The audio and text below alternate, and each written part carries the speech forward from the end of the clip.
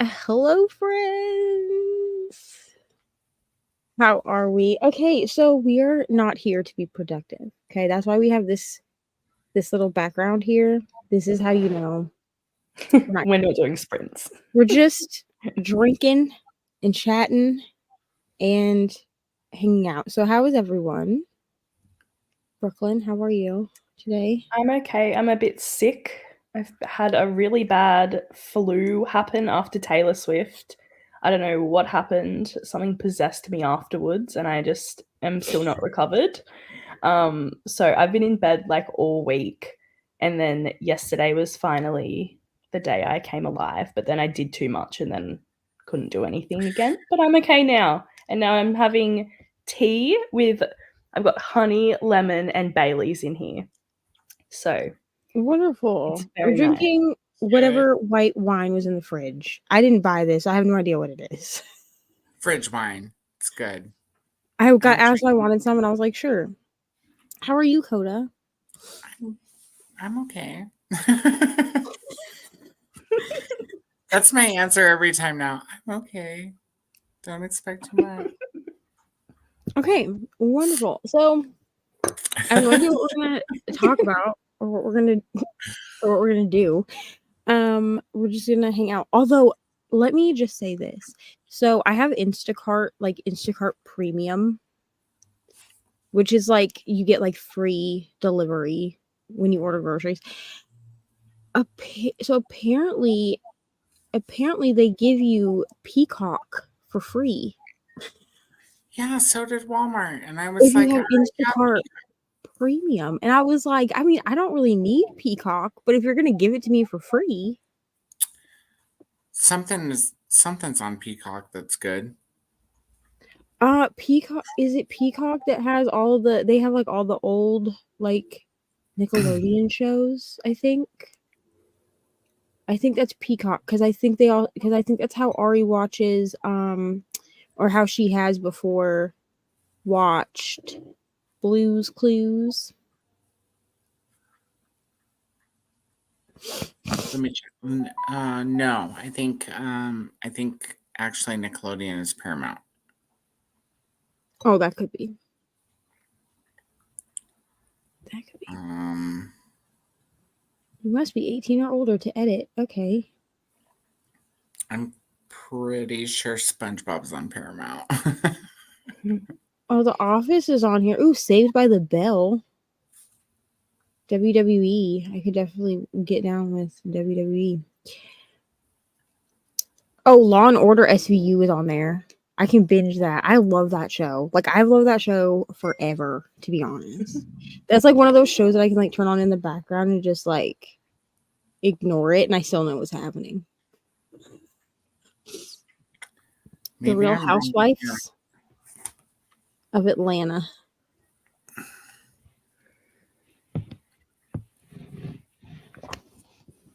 I don't watch The Real Housewives of Atlanta.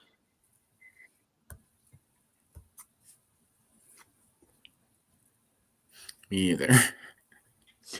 Has anyone watched the new House is on there? I do like that show. I don't watch a lot of TV, Neva. I like have a list of things that I need to watch, and I haven't got to any of them. Like I need to watch The Color Purple. Now that I think about it, you know what? Color Purple. You know what's on freaking Peacock? The Chicago show, like Chicago Fire, Chicago PD.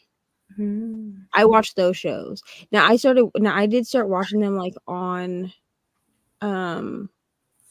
You can also watch The Voice on here. Apparently, I don't watch The Voice in a long time. I used to watch The Voice, and now I just watch like the auditions, and then I quit and watch the end. Listen, I usually watch it on YouTube because I auditioned 4 times for The Voice and then I gave up. Really? Why? Why give up? You just get better with age. It's like we're like wine. Well, the last time I auditioned for The Voice was like the last time that they had rounds because literally I picked an audition time that was over sprint, so the only person who knew that I was auditioning was Nicole. because I was like, hey, I have this audition at this time. And she was like, an audition for what? Was it like online? Yeah. Like just okay.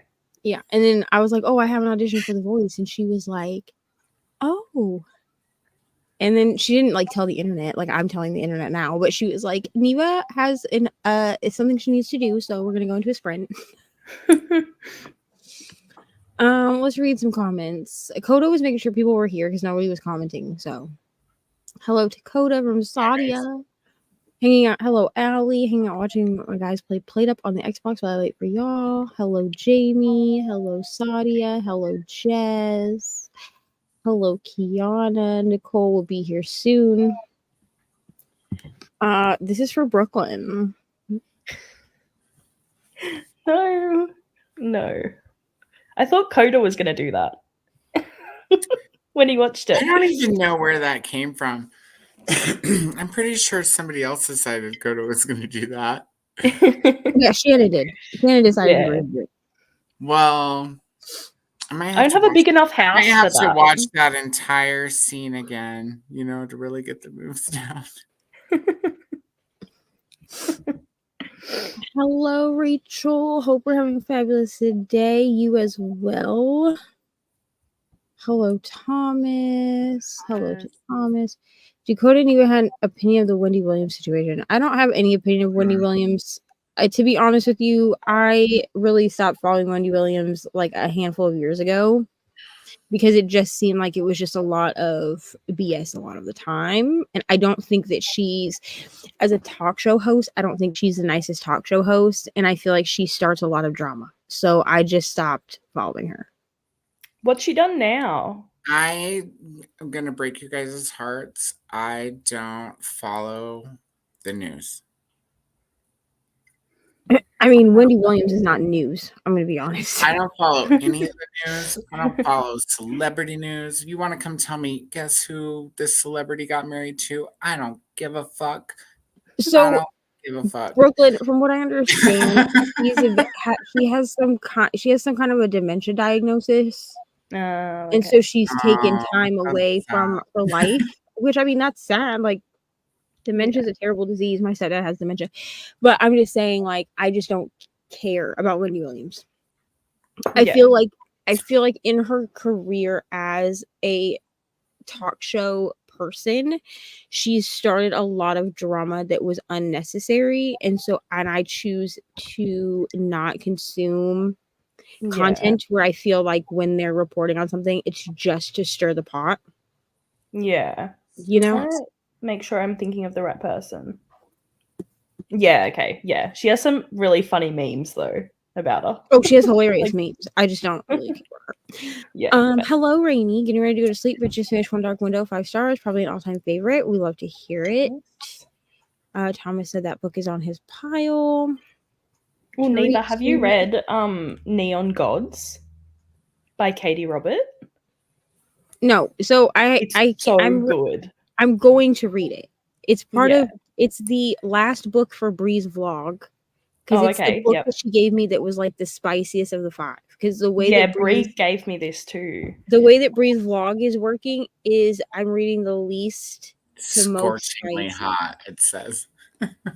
And Neon God, and I actually own Neon Gods because Kiana gave it to me for my birthday last year, or no, for my clean time date last year. Yeah.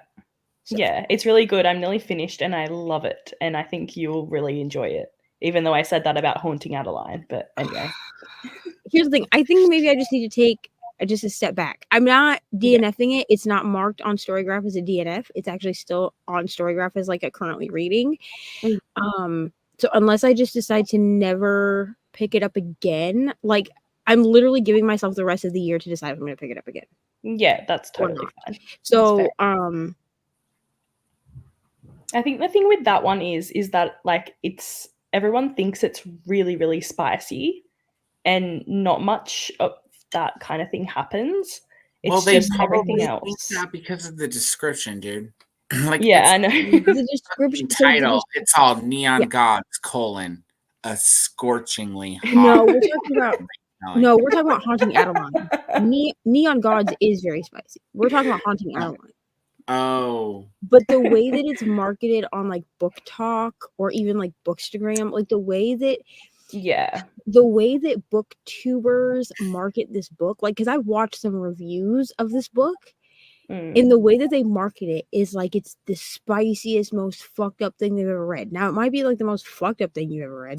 Yeah. Not the most fucked up thing I've ever read, but it's fine. Like don't Is read it more fucked up than like Verity? Fucked up in a different way. So I don't compare dark romance to Verity because first of all, Verity is not dark romance. It's Verity's like just fucked off. it's like a weird like thriller-esque book. I don't compare things to I only compare like other thrillers to Verity because it's not even like the same. It's like comparing apples and oranges. Yeah. So when I'm reading dark romance, I compare everything to The Sinner by Chantal Tessier that I read last year because for the most part, that was the most fucked up thing that I've read to date. I mean, I'm sure there are more fucked up things to read. But I don't even feel like the fucked up part of it's probably that he's stalking her. Yeah, the fucked up part is that he's stalking her, but also is like, I'm a good guy because I rescue women and children. Yeah. Yeah. That's not the way it works, sir. But that's a nice Delulu moment. Guy logic. He's so Delulu. You know what I mean? It's fine. I just watched The Holdovers. I recommend that movie. It was so good. Paul Giamatti was so great. Probably gonna go to bed. Good night. Still my cold and my coffee's getting a little bit worse, but hello to everyone. I have no idea what's happening with Money Williams. It hasn't made its way to Canada. Yeah. She's been diagnosed with dementia. That's basically just long and short.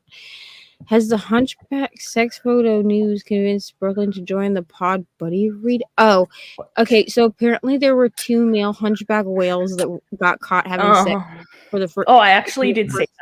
For the first time ever. Did you notice that only one of the gay humpback males had a boner? I think it might have been Ray. I saw Jonathan Van Ness shared it. That's the only reason I saw it. No, everybody's gay. It's fine. Yeah. I don't think that's convinced me, but thank you. You don't want to read Pod with us? I really don't. No. After Nicole was talking about it, I do not want to read it. But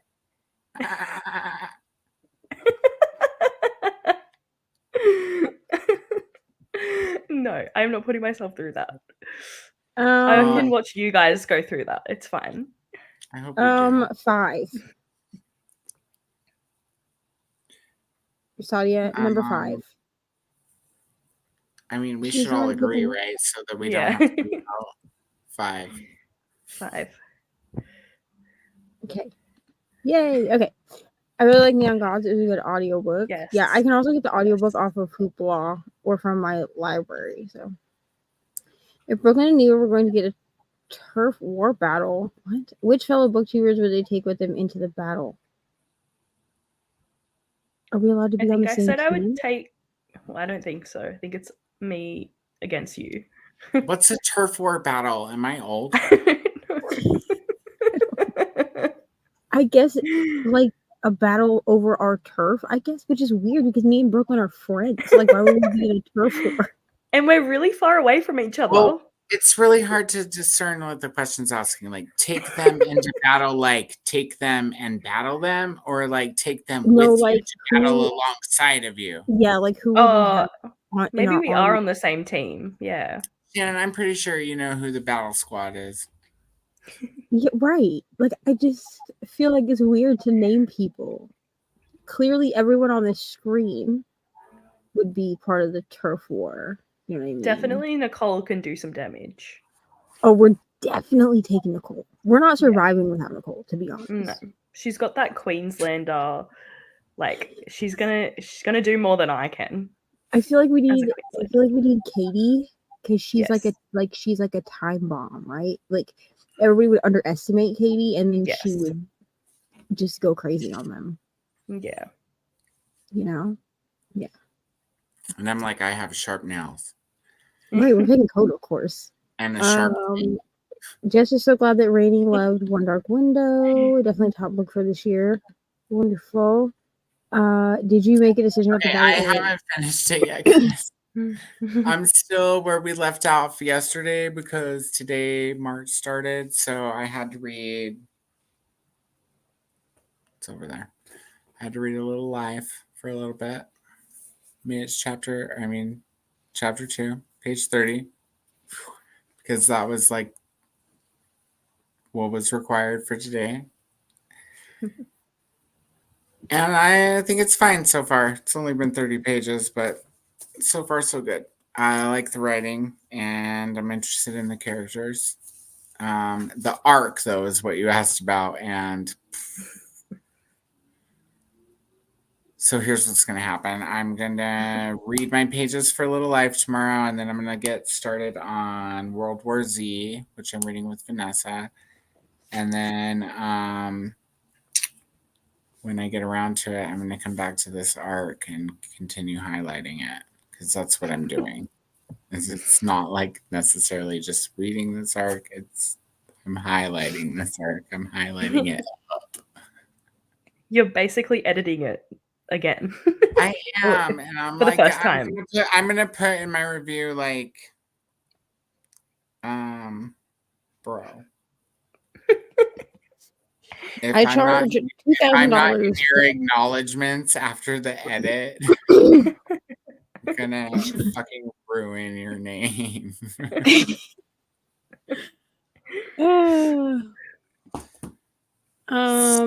This is about the dark romance. Here's the thing. This is why people come to me for dark romance recs, but then I also preface it with how dark do you want to go?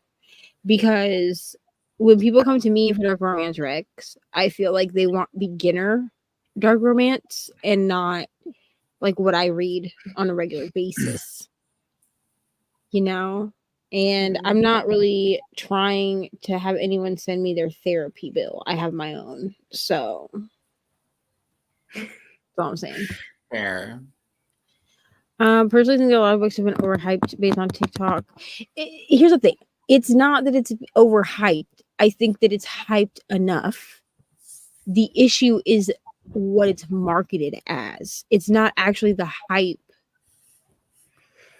It's not, in my opinion, it's not the hype around books. I feel like every book that has been really hyped up has its reasons for being hyped, right? Like even Fourth Wing, which I did not enjoy. Like it had its reasons for being hyped.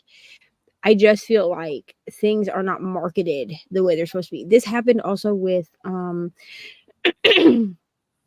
St. Abbey books. This happened with those two. The Mindfuck. The Mindfuck series, yeah. That happened with that as well. It's Mindfuck is marketed as being a very smutty, like serial killer romance, and it is a serial killer romance, but there's not a lot of smut. It's a revenge story, and really, you need to read like the entire series as like one book, which is why when you buy it physically, it's one volume because it's meant to be kind of read all together. But it was marketed by Bookstagram, by Booktube, and by Book Talk as being this like super smutty, like taboo romance, which it's not. It's a revenge story that has a romance in it. You know? Yeah. I wish that was marketed properly because I did not know that going in. I didn't either, which is why I put it down and I haven't picked it back up. Now I think I'm going to try to pick it up this year because I do actually really want to read it. Yeah, I kept reading them. Every time I finished, I was like, why did I read that? That was disgusting. And then I picked up the next one. As we go. Okay, 5 it is. Badly edited arc talking about me. How'd you get my Google Doc? No, Rachel, are you on that Galley Go request? I'm the same. It's probably not available anymore. Hi, ML. So it's also from the work week. I'm going to go watch RuPaul with Ollie when they get out of the shower, but wanted to stop by and say I miss you all and love you all. We miss and love you too. ML, forever. You're very busy with your life as a PhD professor, so are you gonna send the feedback back to the publisher for the badly edited arc? So I'm pretty sure that it's self-published because the last name of the author is also on the name of the publisher.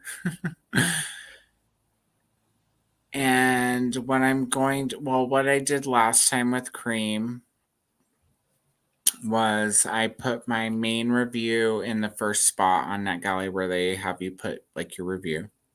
And then when you click continue, there's that spot for editor's notes. And I put my like editing, what's it called, feedback in the editor's notes spot. So I'll probably do the same so that, because I'm like your friend. I'm not going to like blast you in my review.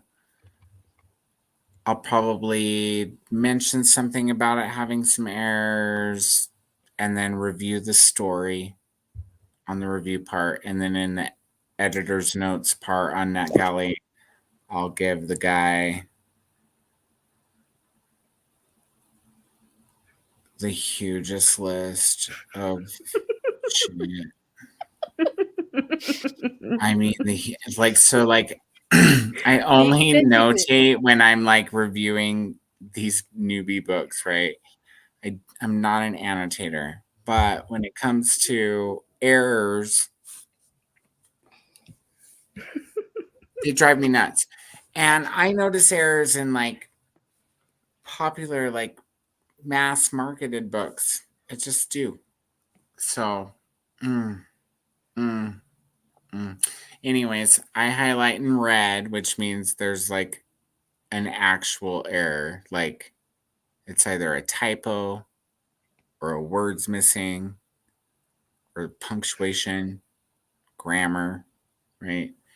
And then I highlight in orange, which is like repetition, or this doesn't sound right, or this might be okay with some editors, but I would put a comma right here.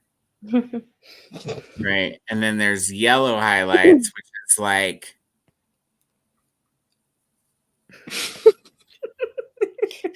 this isn't necessarily. You should send like that picture with that. Can I just send an emoji like the yellow highlights is not anything anybody would be like marking you with red for, but I'm still over here going. So yellow is for what are you trying to say? Yellow is for like me being picky. Like I'm like, okay, listen, here's the yellow part.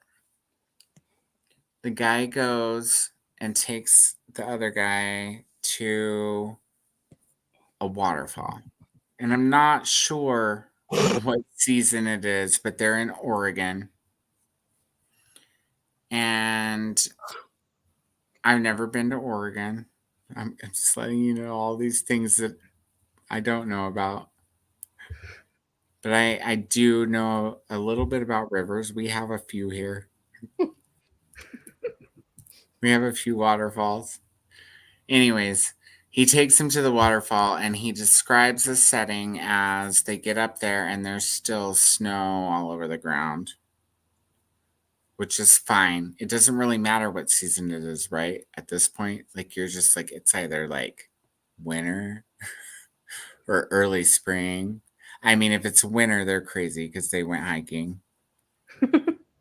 It might be early spring, in which case they're only slightly crazy. Fucking stupid in the snow. Anyways, that's not what frustrates me. What frustrates me is he's like describing the waterfall and he's like, it's like flowing. It's like the most water he's ever seen. And the other guy who lives there in Oregon is like, yeah, it's a good thing we came when we did because in the summer it would be all dried up, like there's no melt off. And I was like, there's melt off? Like there's snow on the ground. How is there melt off? Like if the snow on the ground hasn't melted, then the snow above this ground where the source of the river is definitely hasn't fucking melted. This definitely isn't the best time to see the raging river. It's definitely not early spring or I mean late spring or early summer where the river would be raging. It's definitely not autumn where it would be dry as fuck because nothing's melting anymore and nothing's froze yet. Bro. It's like those little things bother me. Like big things, you can have like some big ass error, like, oh, you missed a period. And little things like that. Dude. And quit whining about being half Mexican because I'm a quarter Mexican and I'm not oppressed. Drama, right? Bring it on. Bring it on, comments. Let's talk about it. Read the book. I don't think We sit here and go, yeah, I'm going to laugh at this, but I'm not entirely sure I'm going to laugh at it. But yeah, no, that's fucking funny. Hi, Christina. Good night. Christina. I'm not dead, just too busy and busy in ways I'm not getting long stretches to work on any one task. So I miss friends and y'all so much. We'll miss you, ML. Also, I just want to give ML a really quick update. So Ari wore... Oh, that reminds me. I forgot to take a picture of her in her shirt today. Oh my god. And send it to Katie. Anyway, so Ari has like worn... ML and Ollie bought her this like long sleeve dress, right? And it's like too big. Like I told them to order the wrong size, but it's fine. We will wear it next year too. So she wore it to school. It's like a sweater dress. So like it's fine that it's like too long. But she wore it to school like for her first like little dress down day thing, right? So they bought her like a camera, like a children's like vlogging camera. And when I tell you, I have not heard the end of why haven't I set this stupid camera up?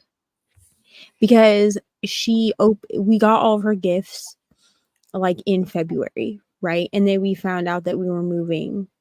So like a week later. So I was like, okay, I will set up this camera for you because it comes with like a little like tripod, like a screw-on tripod that you can also use as like a selfie stick. So now like I have just a feeling that she's just gonna like vlog everything, which is fine. But I was like, I will set this up for you once you get moved to Papa. These vlogs in Patreon. You're all going to the bathroom and she's you all, like hi, it? it's Tuesday. No, so this is where this is funny. So the other day I was trying to figure out how I was going to film my smut vlog, my smut recap thing, because like I've read smut. The issue is that I've not finished anything smut wise except Pucking Ever After Volume 2, and I'm not exactly sure how to share quotes and stuff out of that without giving spoilers. So what I'm probably going to do is just do it, but put like a spoiler tag at the bottom so that people can skip that section if they want to. Because I don't know how Split out the names so that they don't know who's doing it. I could also do that. I could just read things without like context. Because like I like the quotes. I don't necessarily need the context. Yeah, just bleep out the names and who's doing and what. That way you don't give away, but you give some stuff. So I will do like mock videos. I don't know how else to describe it. So like I'll set everything up and I will be filming myself, but they're not actually what you're gonna see. It's just me like basically talking to myself, but like to the camera so that I can figure out, and then I can be like, no, we're not doing that. And then I can like turn it off and like start over. Like I do this. It's part of my process. So Ari saw me doing this the other day and was like, wow, Mom, I can't believe you haven't set up my camera because I can give all of the people my life story. And I was like, who are all of the people? Like, who? I was like, you're not, I can't let you She post knows who all the people are. And she was like, everyone. She was like, the people who pay. And I was like, the people who pay? And she was like, yeah, the people who pay to see you. She's talking about the Patreon. Yeah. And I was like, you mean the Patreon? And she was like, yeah. And I was like, so should this be a perk? Like, should I add this as a perk? Like, if you Ari Uncut are on the highest tier, then they get to see Ari vlogs. And Ari was like, I think that sounds fabulous, Mom. And then she brought it up. Look, she's using the word fabulous in the right way. So I think this is something that needs to happen for Madam. I mean, she obviously hears your conversations because she's heard about you putting possibly Ari only sprints on your Patreon. On the Patreon, Now right. she has a new idea. So I'm like, so you need Ari. Make her own blog. And here's the thing: is like I would only put them on the Patreon because I know what she's gonna do. She's gonna like follow my stepdad around, or she'll follow my brother. She'll be like, "This is my uncle Gwydion. He makes me eat vegetables." Like it's gonna be like some crap She's like still that, salty about that. bro. So I asked her, okay, so I'm going to that concert in October. So I was like, I asked Gwydion if he would watch her, and he was like, "Yeah, it's no problem, right?" So I was like, Ari, I was like, I'm gonna go to this concert in October. So like, do you think you could spend the day with Gwydion? And she was like, only if he doesn't make me eat vegetables. And I was like, well, I can't promise you that he won't try to make you eat vegetables.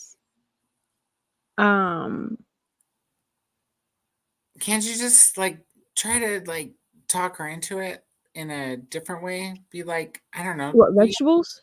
Yeah. Oh no, she'll eat. Be like bold and graphic about it. Be like, she eats fruit. She eats fruit like it's candy. Like if you put like fruit in front of her, or you put a bowl of candy in front of her, 9 times out of 10 she will pick the fruit. But she wants nothing to do with a vegetable. Is it the green ones or is it all of them?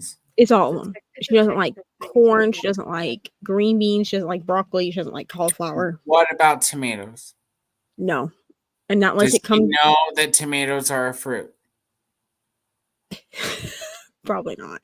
Maybe I could get her to eat it if I was like, "This is a fruit." Maybe like you should tell her that they're a fruit. Confuse her ass a little.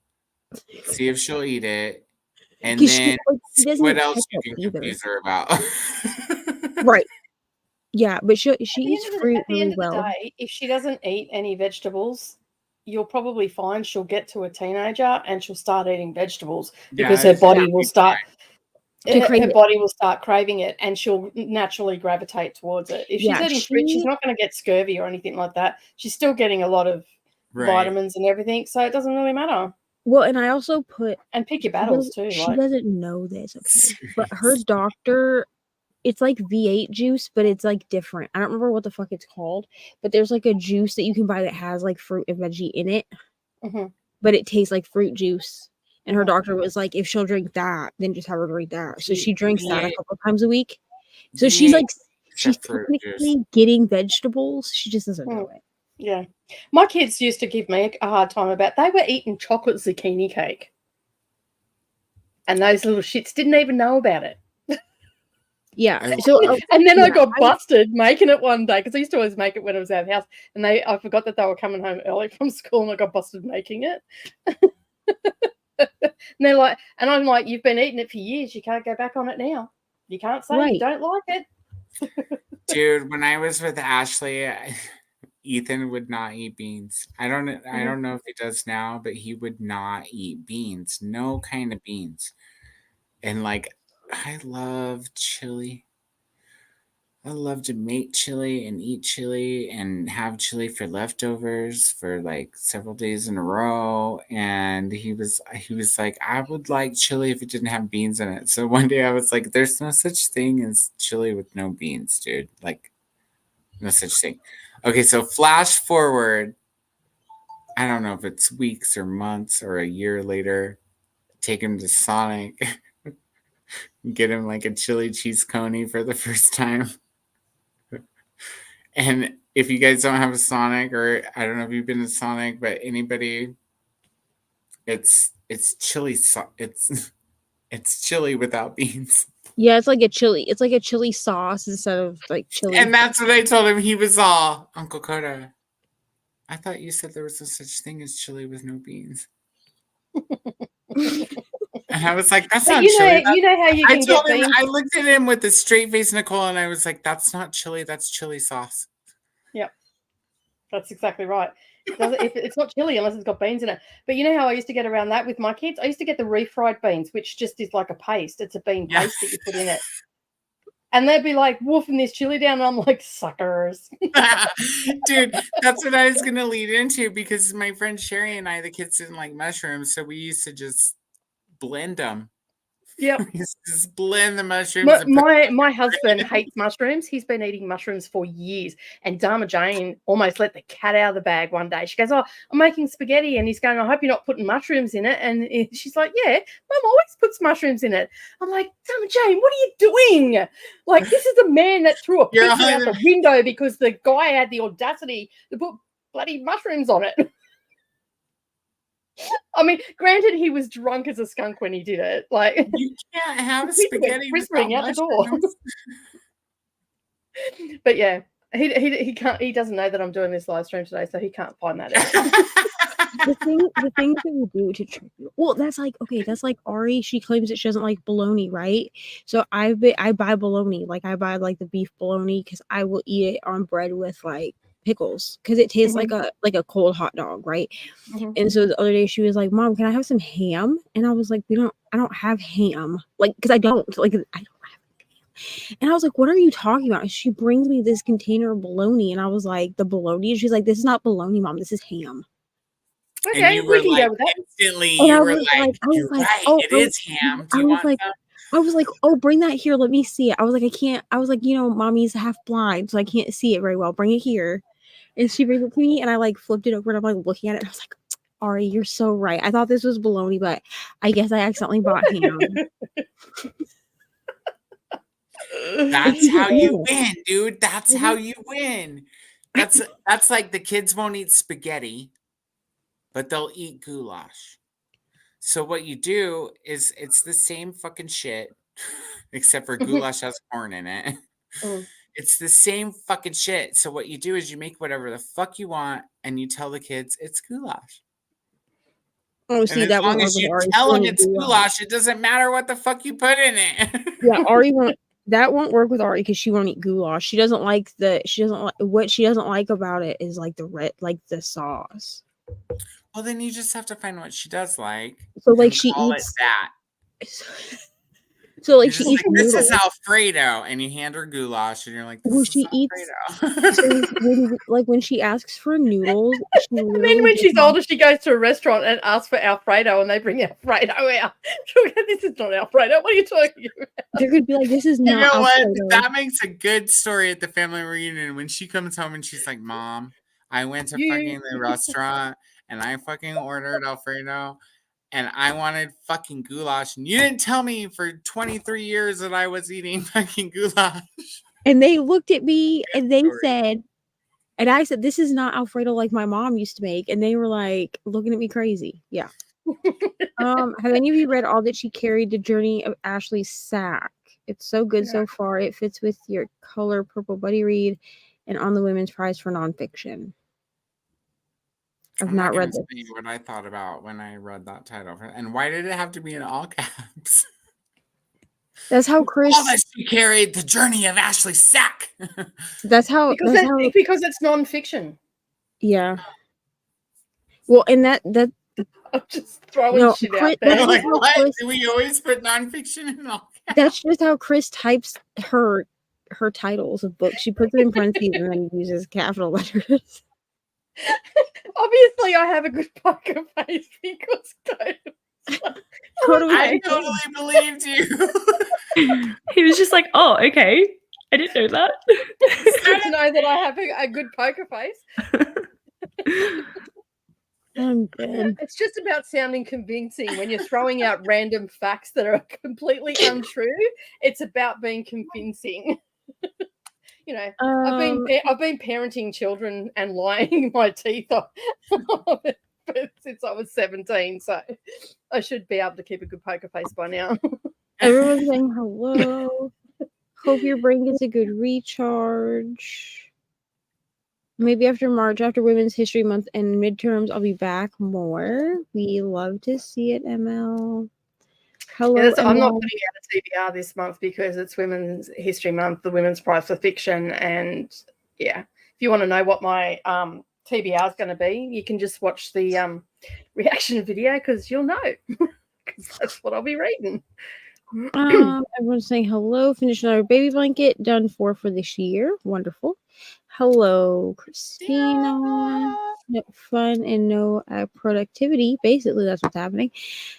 Everyone's saying hello. Has Coda given thought to my suggestion that his booktuber friends and fans choose his dates for the year?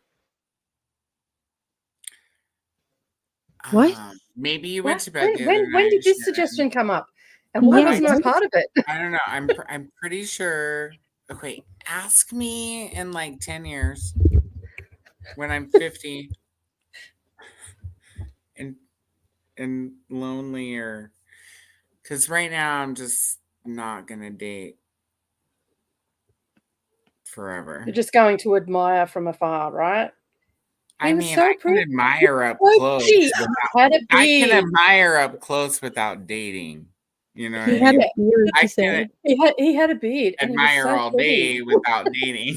I'll have to go back to the bar now. Yeah, and it's so fucking cold. This was drunk Coda last week.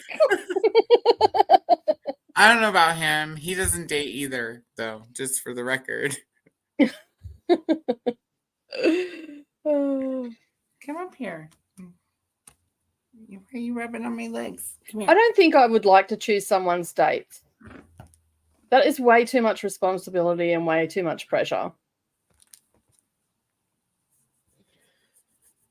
And I think that is opening yourself up to a whole shitstorm that you really don't want to be a part of. I dated and then I dated and then so like I was a serial monogamist until I wasn't, and then I was a slut for a few months because that was fun, and then we all have our slut era. I mean, you gotta try the bread when you're at the bakery. So what? I don't know. I would have when in Rome. Frying the bread at the bakery. We have to make up new shit because millennials and all that. So I forgot. Now I lost my train of thought. I don't remember. You don't want to make it's okay just to bone people and not date. I think that was my point. Yeah. And this is what I'm saying. Like, books are not marketed correctly. That's what I'm saying. It's not about the hype around Haunting Adelon. I think it's a fine book. I just feel like it was not marketed for what it actually is. Not marketing things right. That misstep on the space there. I totally read Stabby. Well, I think that's definitely it was like Stabby Smut, which was I will say. Well, the author is S.T. Abby, so I think that's actually. I got that after I reread it several times. But I've had several glasses you and me of wine, and for like a whole minute and a half, it was Stabby Smut, which is very visual. When I first saw the covers, even though it's written out as S.T. and then Abby, I read it as Stabby as well. Like even with is it together like that on purpose? No. Oh. Technically, it is Stabby Smut. Like with what happens in those books. Oh, so it is. Yeah. Well, it's revenge. It's a revenge. No, we heard all about that. It's a revenge. More so like the wrong kind. Like she's killing people. She's killing men that did something to her years ago. Yeah. She's getting her, but like very graphically. Have you guys all watched The Boys? Is she doing Anita Bobbitt or? No, I don't know. That's yes, Universal. Yeah, lots of that. Lots of gunplay or removal of appendages. Both. I'm pretty sure. Lots of removage of lots of appendages. Have you all watched The Boys? No, I haven't. You have, Neva? You haven't? You guys? Do you like superhero shit? Yeah. Is that the one that Nate's in from Gossip Girl? I don't know because I don't watch Gossip I think so, yeah. I think he's in it. Yeah. Okay. But listen. You have to remember that Coda and I are old. Okay. Listen, I Sorry, fall Coda. right in the middle of Sorry to everything. throw you under the bus Gossip. with me, but You're lucky I even know what Gossip Girl is. The only reason I know what Gossip Girl is because my husband watched it occasionally and my 17-year-old daughter watched it. So I don't know what that says about my husband. Like I said, he's a 15-year-old girl dying to get out. So you guys watch The Boys. It's, how would I describe it? It's like if superheroes were in real life, because they're real people and they're actually not, and nobody's 100% a good guy, right? Mm-hmm. Like everybody's actually a human. And it's funny as fuck, and it is unhinged. I mean, think just Owen's at least watched watch the first episode, like Neva with the part in the club where What's that it little called? dude goes running The across Boys. the table and then dives.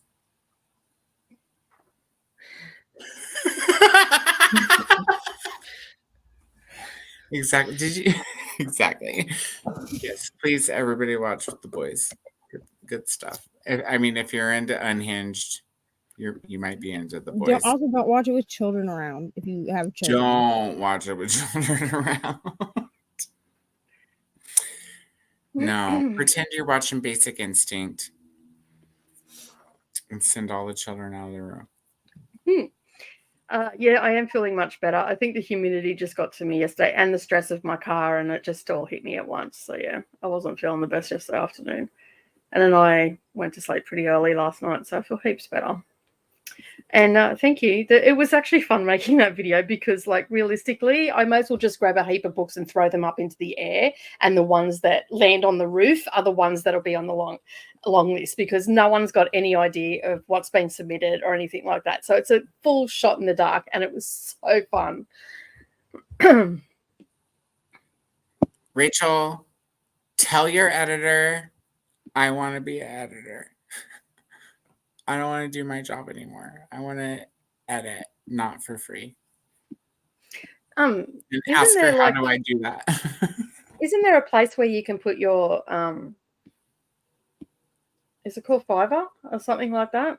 Yeah, you can. Yeah, there's Fiverr and stuff for like for freelance. I want a job being an editor. I would be so good at that. And I would vlog it. I would be like, listen, with your red highlights, bro. I gotta tell you. First of all, this book is from the point of view of a writer. You should have like a voice note with like every single highlight. I know, right? Dude, what are we thinking here? Seriously, what is this shit you're trying to write? I can see it now. I'm just, maybe I'm being rude, but.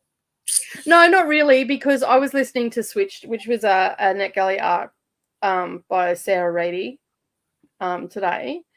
And I didn't have my phone in my hand, and I've got to go back and find where it is. There is actually a repeat in the audiobook of the same line twice. So I've got to go back and find where it is and just say, hey, did you know that there's a repeat? I mean, they probably do by now because, like, it's already been released and whatnot. It was just a Read It Now one, and I read the first one of hers in the Ghosted series, so. That just happened with something we read together recently, right? Was it Turn of the Screw or? It wasn't Turn of the Screw. I think it was. Was it Harry Potter? I think it might have been. No, I think it was actually In the Woods. Maybe. Yeah, because Leandra was the one that was like, and my whole chapter repeated, right? Yeah, I think it was. I was in the. I can't remember what it was, but I mean that's already out in the world, so there's nothing you can really do about that now. No, you know what it might have been? Was it Dune? I didn't have anything repeat in my Dune that I'm aware of. You guys, the Dune audio was well done. Yeah, I didn't. I didn't mind the audio, but to try an immersive read, you can't immersive read. You Because there's can't just so much immersive missing. read. There's so much missing, and I don't know. If anybody watching has not read Dune, It's because of the way that they did the full cast. They did the full cast very it's not. I know, but it's not even full cast the whole time. They did this very similarly to I know. I didn't understand that either. I'm with you, Coda. I did not understand that choice. They've got a full cast for things, and then they've got just a narrator just fucking throwing shit out there. At first, I thought that the way that they did this was going to be like Run, Rose, Run.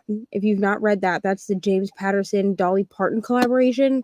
I tell people, do not, because I read that in the year it came out, 2022, I think, because I went and bought it. Like, I love Dolly Parton. But anyway, but I bought the audiobook for it also. You cannot immersion read Run, Rose, Run. Because the way, now, they don't do this with Dune. But the way that they do the audiobook for Run, Rose, Run is that they have a full cast. It's like Kelsey Ballerini, Dolly Parton. It's a bunch of people. Anyway, they do it in such a way that when you are listening to it, it sounds like you are listening to a movie. Okay. Right. So they skip all the he said, she said. Right. Now they don't. Now, if you are following along with the book, which I did for maybe like 10%, because I just wanted to see, that's the only thing that they're leaving out is like specifically like Brooklyn laughed when Coda ran into the wall. Like that's like they're leaving that part out. Instead, they're going, ah! Yeah, right. Instead, they're like actually like acting it out and like laughing, and then it's like, wow, Coda, I can't believe you ran into the wall like that, right? Yeah. But also leaving out like the he says, the she says, that they did whatever. But Dune didn't do that. Like you got like part of the book as a full cast, and then it was like one narrator, and that's when I gave up because I was like, I don't even understand what's going on. Well, he did the like he said, she said when he was reading, and then during the acting parts, he skipped the he said, she said, but he still read the inner thoughts. Right.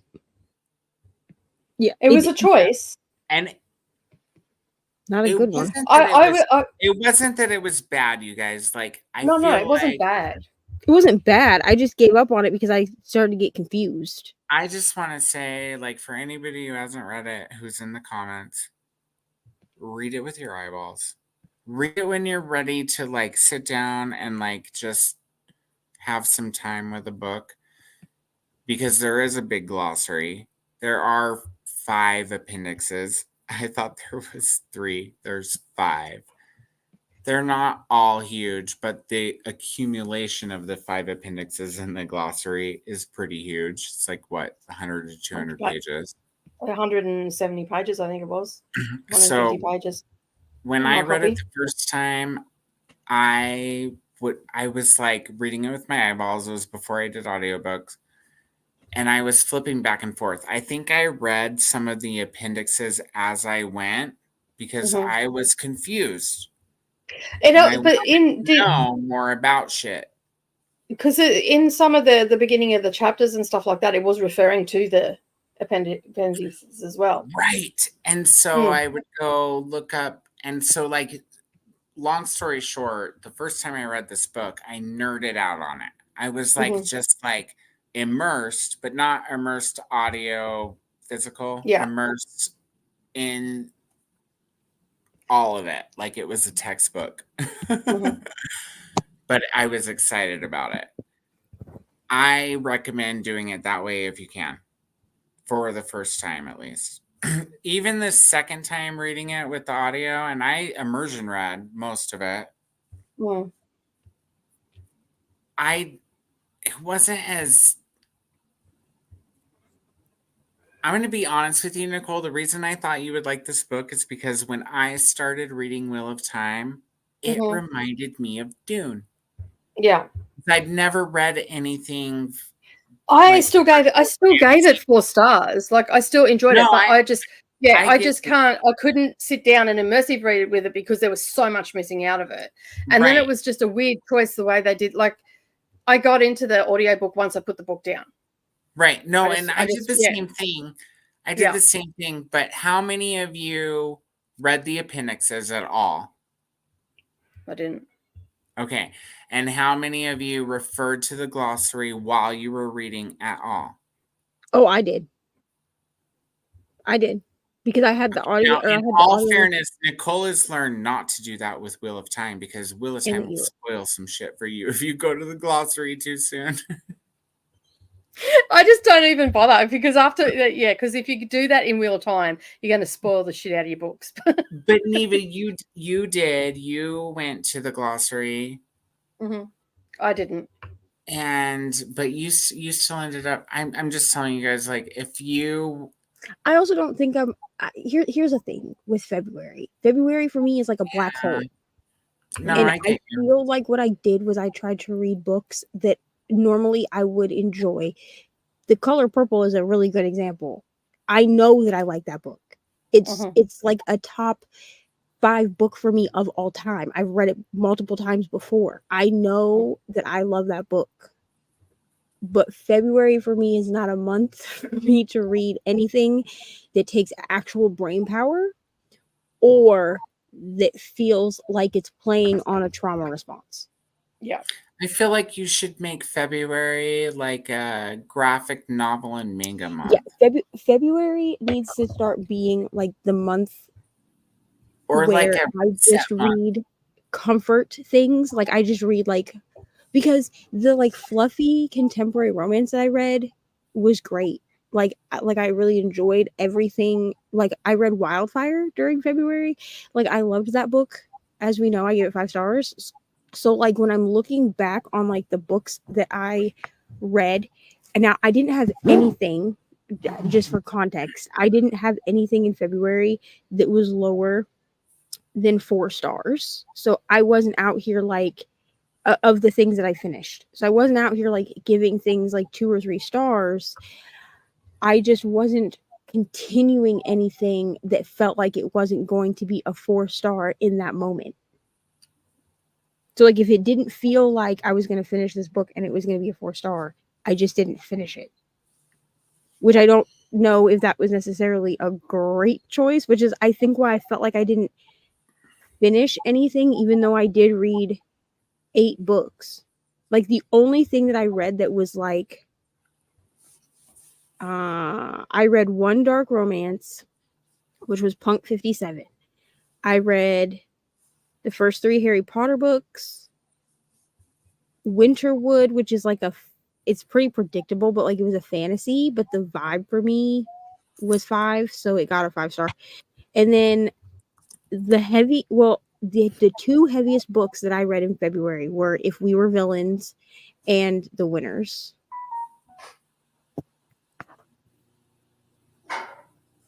I feel like that's but I feel like that's the best way to, like, if you're feeling like that, especially about reading, like just to do the mood reading like that. And then today I picked up The Guest House, which is a book in the Silicon Valley series. I don't know. This was in my NetGalley because I was like, well, maybe I just need to like prioritize like a NetGalley book. I was like, so what's the first book that I need to read on March? I don't know if I'll get this done, but it comes out on the 3rd. Which is tomorrow, but that's fine. But anyways, so I picked this up and I was like, let me just try this. And I've like literally been just like eating this up today. Who's that by? It is by Bonnie Traymore. And it feels very like it's a thriller, guys. Okay, this book feels very predictable to me. You know what I mean? Like it's very much like a basic like thriller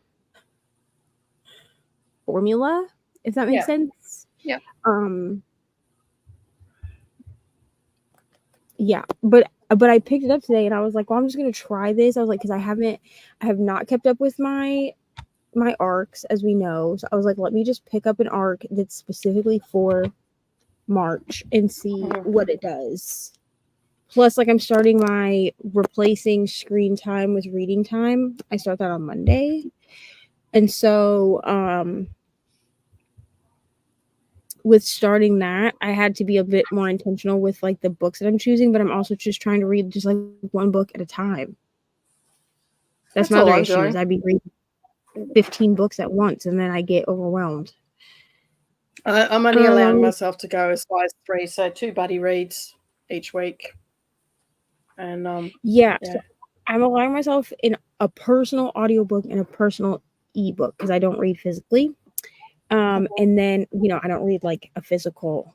When I say I don't read physically, I think that we also need to stop saying physically, because reading an ebook and reading a print book is exactly the same freaking thing with your eyeballs. Yeah. So I have one. Okay, so I read one book with my eyes, and then I will also listen to a book. That's basically it. But then, of course, like we have Harry Potter that's sprinkled in there, but I only listen to Harry Potter twice weekly, so I don't really count that as like my ebook. Plus, it's like a buddy read, And then, if I have other buddy reads where I can find the audiobook, then I will sprinkle those in as well, because really with buddy reads, at least buddy reads that I participate in, I don't need to be reading that book every single day. I need to read it like twice a week, so that way I have there's like so many pages that we're reading, or so many chapters, and then I just need to make sure that I read those pages before we discuss or whatever. Yeah. What I miss? How was the waterfall raging? That makes no sense. And Rachel said it was going through a bad divorce. Oregon has a rainforest, apparently.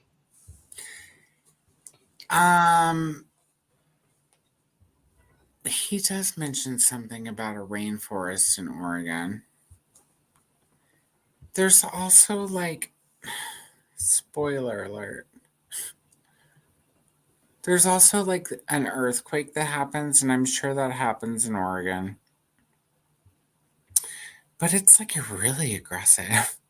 And it happens twice. And there's a tsunami. Tsunami? Is it? Or is Oregon? Is that on the coast? I mean, why is there a tsunami in Oregon? I feel like that's not a thing. I just gonna Google, has a tsunami ever happened in Oregon? I'm going to go out and say I don't think so. Clearly, they're writing a fantasy novel.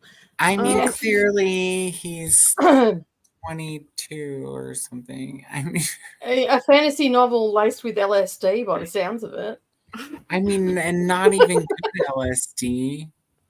The shitty kind. Yeah, fully. The kind where you're like, hey, buddy, what did you give me at the bonfire? That was bullshit. At least if you're going to spike my drink or give me something, make it quality. Shit. You know what you're talking about. Feel shit, see shit. If the 4 panelists were going to write their own smut book, what would the title of the book be? Ooh. Let me think on this for a minute, because I got to think of something that's witty and punny. Do you want me to start? We can come back to it later. Yeah, you start. What's your smut book called? I don't know. I'm not a writer, bro. I just don't feel like I would write a smut book. I enjoy. You don't need to write it because you can live it, right? That's exactly. Yeah, you don't need to write a nonfiction chronicles of the resident. Chronicles of Neva. Don't stop. It's already going so well. Come inside my closet. Chronicles of Neva. Mine would have to be nonfiction. Chronicles of the resident kinkster. And only people on BookTube would understand what the fuck I was talking about. They'd be like, what a weird title. I feel like mine would be I don't know, I really like the hockey pun ones because they're just always so good. They're just so funny to me. Yeah. So I think mine would be but the titles are great. Yeah. I've got to think about which sport I want to go with though. Okay, so I starred this so we can come back. Wait, I have mine. See, because mine doesn't even have a title because I'm unconventional and artistic. Mm-hmm. So there's autistic or artistic? Both. And so my book doesn't have a title. It's just a cover with a picture.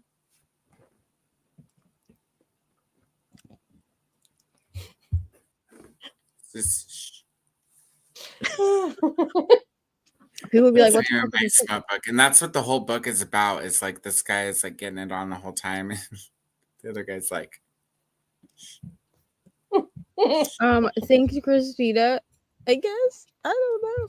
Listen, the intrusive thoughts have been real this week. Like the intrusive thoughts have been off the chain this week. I mean, probably, but she'll be fine. Listen, she's the one that started calling bologna ham, so that's not on me. whatever you like, that's what it is. If you'll eat it. Call it whatever you want to call it if you'll eat it. Oh no, my comments jumped. Okay, here we go. One of my mothers refuses to eat veggies, so one day I made homemade spaghetti sauce and loaded it with all kinds of grains and other veggies and blended it smooth. She had 4 helpings. Her body was probably craving it. You know? I love veggies and I love to hide veggies and non-conventional things. Like when I make chili, Hi, Brie. green beans in it. And I use V8 instead of tomato sauce for my base. So there's lots of veggies in my Jess and her boyfriend probably are already watching this movie. This is like an hour ago. Watch Aquaman 2 for the first time. Watched your Women's Prize Picks video a day or so ago, Nicole, and put a hold on the Lori Moore book from your vid. Usually like her books, so I'm looking forward to that one. I think I picked some really good books on there. They're quite interesting, a lot of the books that I did pick. We'll have to tell Brooklyn that Nate from Gossip Girl is in the boys. I thought so. Mm-hmm. I'm saying hello. I'm like, who? Coda, I found her. Oh, this is the editor. Frog. I'm just saying next time you talk to her, be like, hey, my friend needs a job. Editing. Really if you like the boys, you should read Steelheart by Brandon Sanderson. Same concept of superheroes that do bad things, witty comments, and funny banter.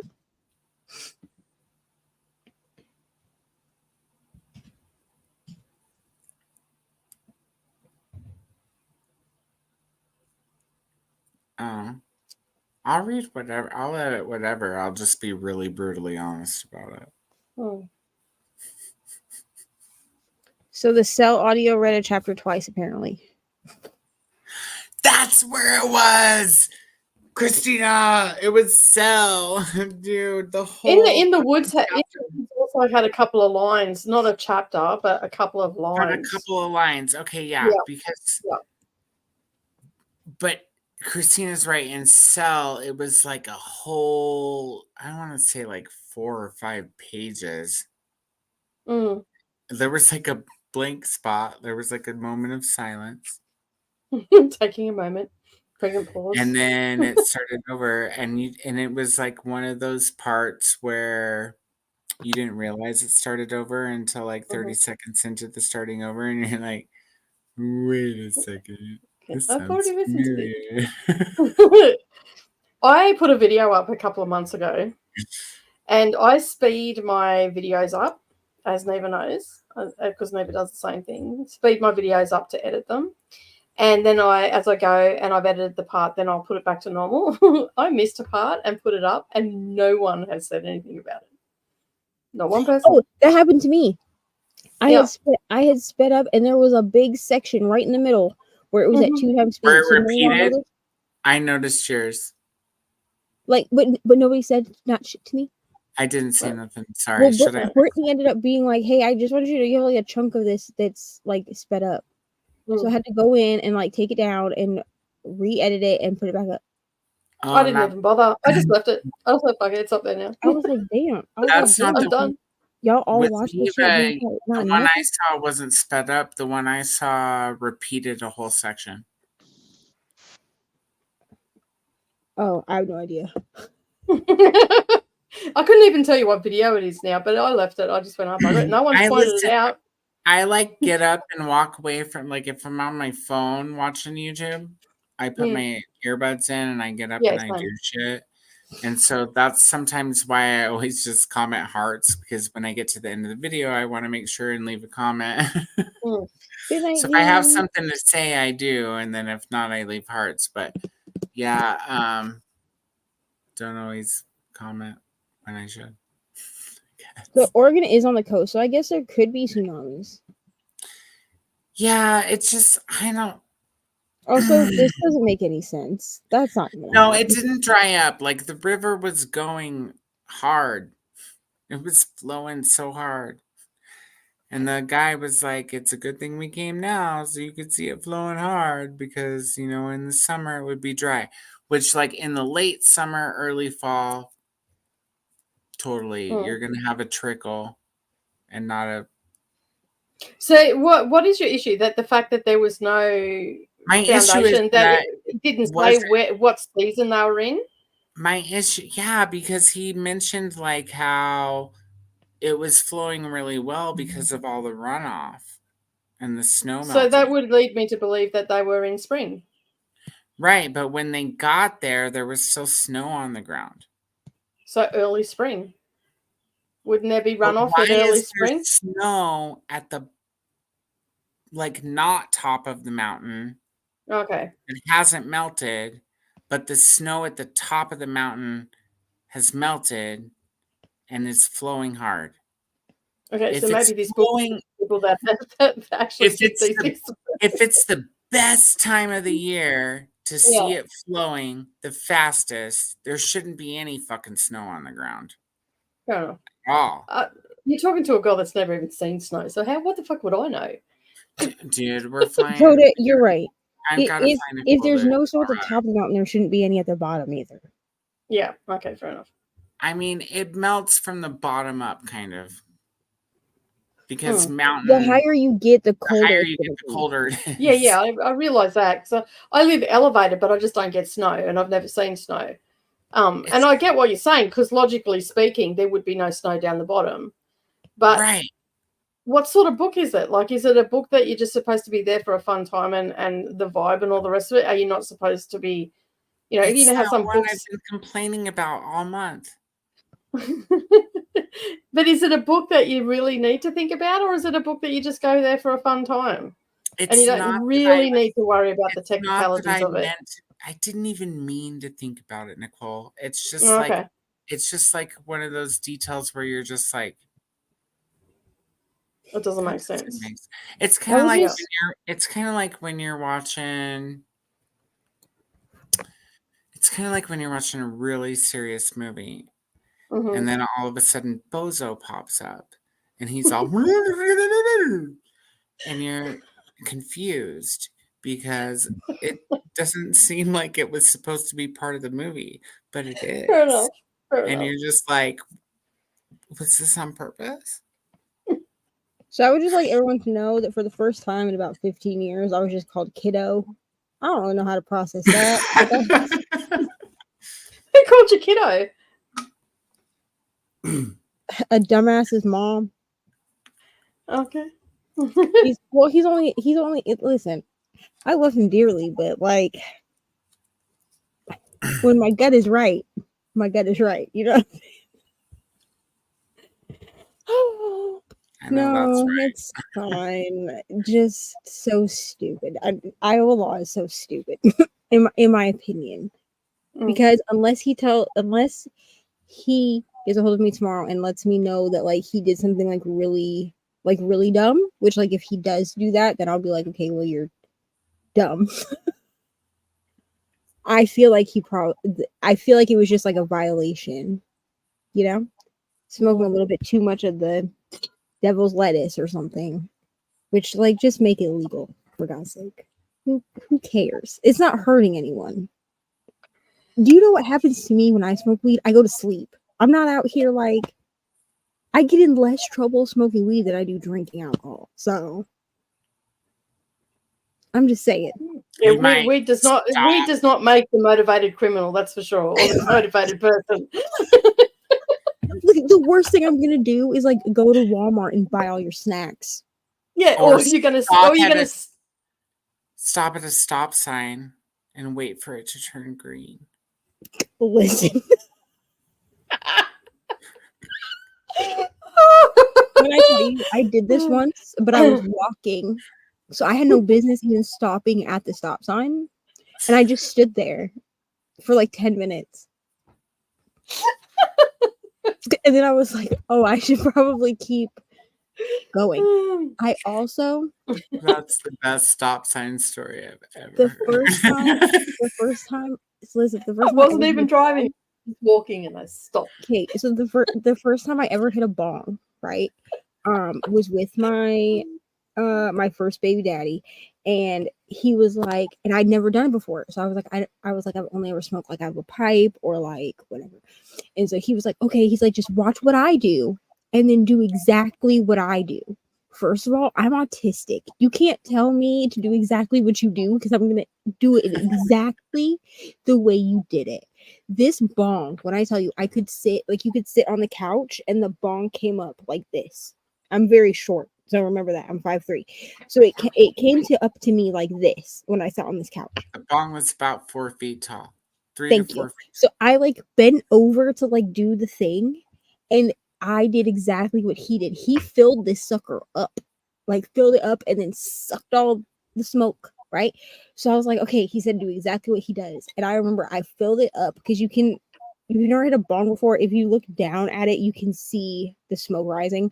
So I filled it up. He told me to do exactly what he did. And all I remember is I'm just taking the breath of life. Okay, the breath. I hear him go, oh my God, no! That's all I hear. Okay. And I sucked all of this smoke into my lungs. I coughed for like 10 minutes. And then I looked at him and he was like, are you okay? And I was like, yeah, I think we need to go to Taco John's. So mind you, we did not have a car. Okay. And so we walked 10 minutes to Taco John's. And Taco John's, their lobby was closed. So we went through the drive-thru on foot. And when I tell you, so at Taco John's, they have what they call a 6-pack and a pound. So it's a 6-pack of tacos, hard or soft shell tacos or mixture or whatever. And then you get a pound of potato olays, which are these like round, like hash brownie things. Tater tots. And then you get 2 sides of cheese, or 2 sides of cheese. So I asked for 2 extra sides of cheese.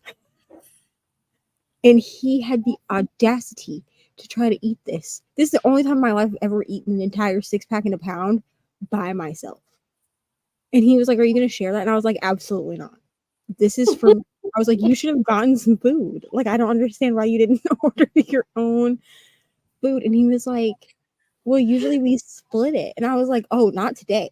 Not today. I'm eating this. And I don't know who you split it with, but I'm not. I ate all 6 tacos and all. Order your own goddamn 6-pack and a pound.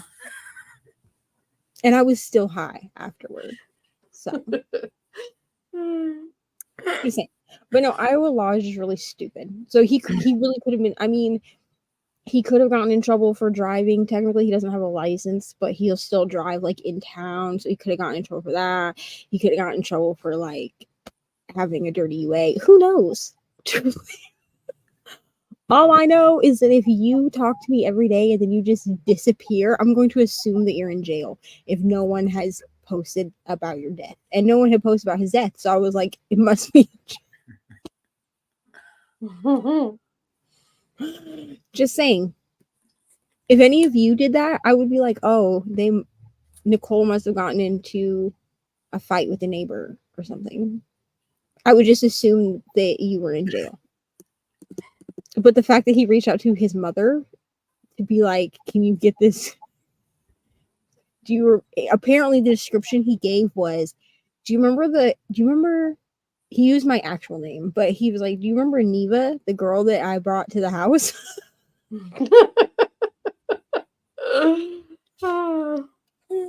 And And then she reached out to me with using my actual name. And I didn't introduce myself with my actual name. I introduced myself as Neva. And then she was like, yeah, he wants your phone number or whatever. And I was like, okay. Men, am I right? Okay. The cat got up, so did Christina. Good night. Everyone's saying sleep well to Jean. That author needs to take a science class, apparently. I mean, or just go see a waterfall. Or just Maybe do some research. Right. Maybe he lives in the desert and he's just speculating. Is it speculative fiction? I don't feel like it's that serious. I feel like he stretched it a little too far. You know what I mean? Like, write what you know, or ask about it, or like, or don't write at all. In this case, maybe you shouldn't write. But here's an idea. It's like have a few friends read it before you put it on NetGalley. Yeah. Okay, so I skipped this by accident. Like, I brought it up and then didn't read it. So this is one of Shannon's suggestions for a smut book. And this is the other one. The Hairy Donut, the erotic ventures of anybody. See, so I'm not a writer, so I wouldn't even know what title. I don't know. I was trying to think earlier, and I said shh because I was being sarcastic, but I don't know what I would really title my smut book. I'll think about it, like, for real this time.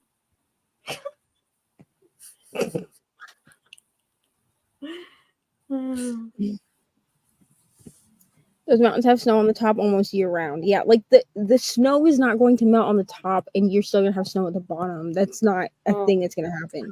It's more likely that you're not going to have any snow at the bottom, but you're still going to be able to see snow-capped mountains. I'm just saying, if it's melting, it should be melted. Right, but what we're saying is, like, in places where they have snow-capped mountains, the altitude is so high that they're not... The snow is not melting off of the mountain. They're down the hill a little bit where, you know, like, there's runoff, but just read the book, you guys, and tell me if I'm... I don't want to read this book. I don't want to read the book either. You read the book. I'm just going to skip it. I'm going to try. Wait, what was that? We'll take your word for it and not read the book. I had something to say about... What's it called, anyway? I'm the same. What's it called? I'm the same. Oh, I'm the same. Yeah. Okay. What a ridiculous title. Oh, I got my slut book name. Your smut book? Okay, go ahead. Dick Digger Me. You're welcome. No worries. I would read that.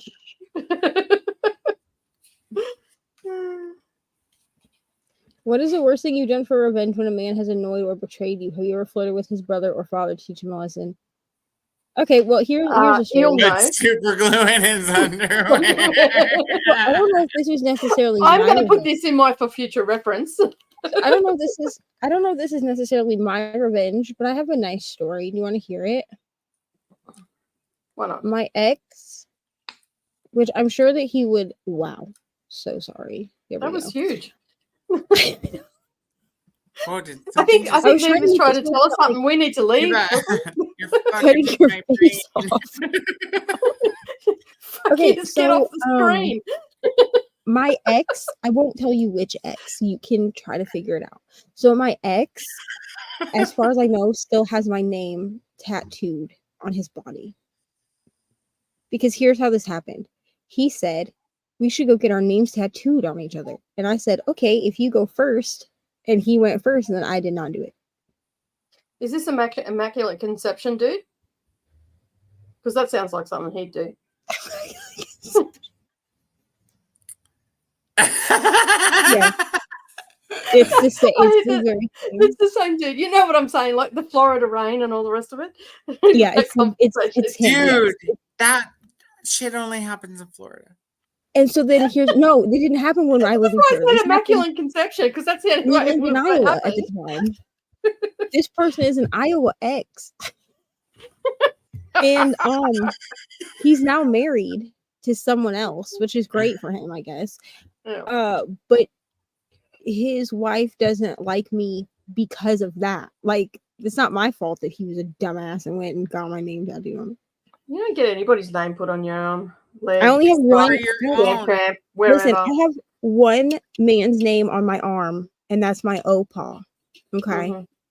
My Opa. He's the only man on my body. And I mean, have I had like moments where I'm like, oh, I could get this man's name on my body? Yes. I love my husband, but there is no way I'm letting him brand me. I ain't nobody's cow. See, here's the thing. The only person other than my Opa, the only other man that I ever thought about getting their name tattooed on my body, I was trying to come up with where I could put it where he would never see it. Which this was like 5 or 6 years ago. Piercings. This one, and this one. Was like, listen, this was like 5 or 6 years ago, and I was like, I could get this man's name tattooed on my body because we hadn't slept together in a long time. So I was like, he'll never know that I did it. But then everywhere that I could think of that I could get their name tattooed, if I don't have clothes on. Kate is gone. He's gonna fall off the couch any minute now. Is like Neva, you should totally Google and see if like a labia tattoo is a thing. Ugh, absolutely not, bro. No way. I'm just saying nobody would see it. I could actually. I thought about putting it on the inside. You know how people get like tattoos like on the inside of their lip? Yeah. That's what I thought about doing. Was like putting it like right there, because then I'm like, you're never gonna see that unless I like pull my lip down. And who walks around just like pulling their lip down? Dude, if you really but no, I didn't get. I wouldn't mind like getting fuck off there, so I can just do that to people. Fuck you. Fuck you. And the horse you rode that on. Would be the cowboy. That would be the fucking tattoo to get on your fucking JJ lips. So that when he's all, it's all. Oh my god! Here's the thing. I don't even think that I want a piercing needle near that. He's like, wait.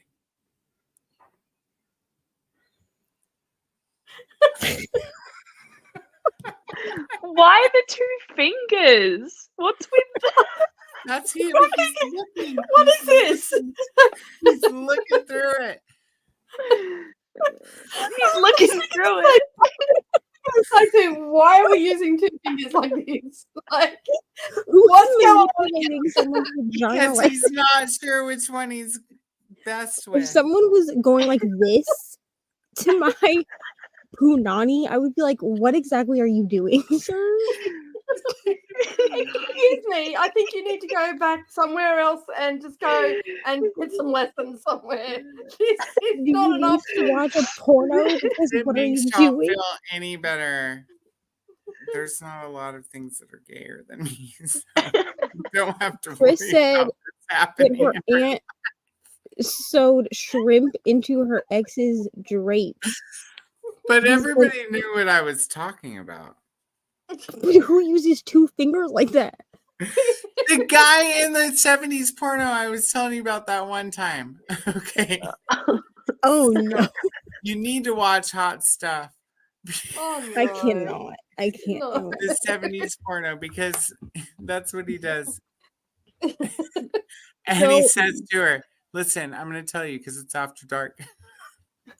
No, it's only 11. Maybe we should. It's only 20 to 5 in the afternoon, mate.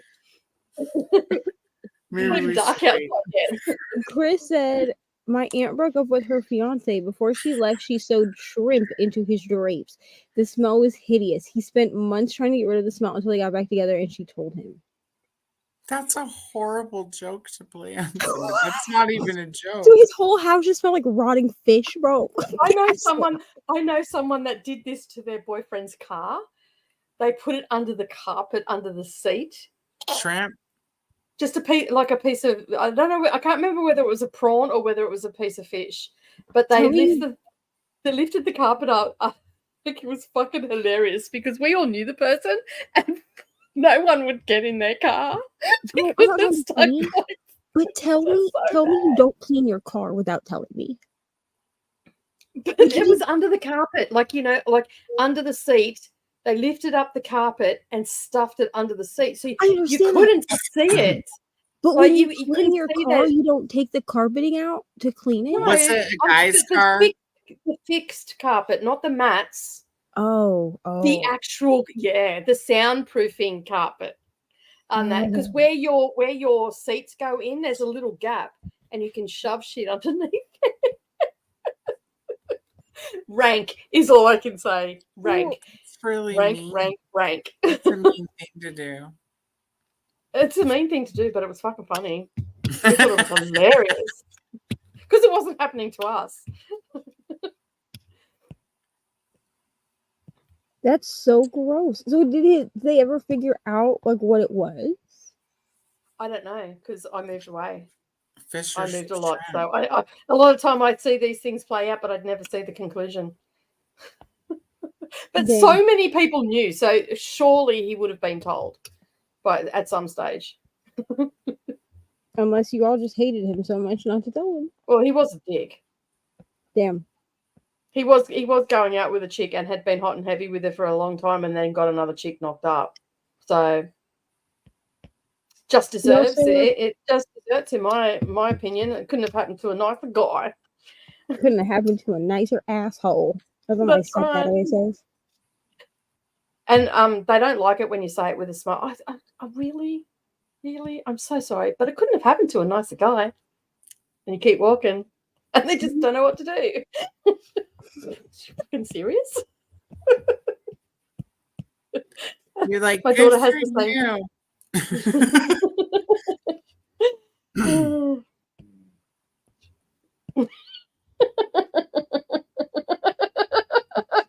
So listen, I'm going to tell you a little bit about it, but I'm not going to tell you all about it until Unhinged. But in the video, he's like looking. What was he looking for? Fucking gold? Whatever people look for in there. No one's looking for anything in a woman's vagina. He's just looking. He's just observing. Okay, it's like the observing planet what? pussy him. So what is he observing? Did it have a special trick? It did. Like it's a 70s porno. He's trying to make fans. I don't know. No. He says funny things. It's funny. He tells her things.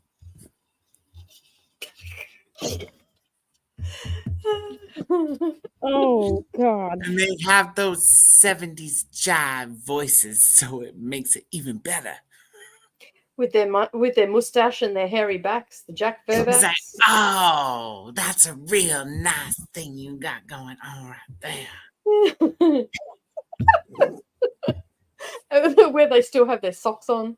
Oh my God. Such a sad era. Maybe. They definitely, at least in one scene, have their roller skates on. Roller skates? What? You mean I'm a chick on roller skates backwards, forwards. It's the second best scene. I want all of you in the comments to know I'm talking about a straight porno. My favorite porno in the whole world is a straight porno. Because it's fucking hilarious. If someone rolled up in some fucking roller skates talking about we're gonna fucking roller skates, I'd be like, no. That's exactly how this scene starts, Neva. She rolls up I'm pretty sure she's even by a pool. She's like, Yeah, they do that too. Trust me. Once you see it, you're gonna be like, I get the miming hand gestures now. I get it. I hate everything about his life. Oh my god. It's called Hot Stuff. It's from like 1970 something. Look it up. Just look it up for fun with your best friend.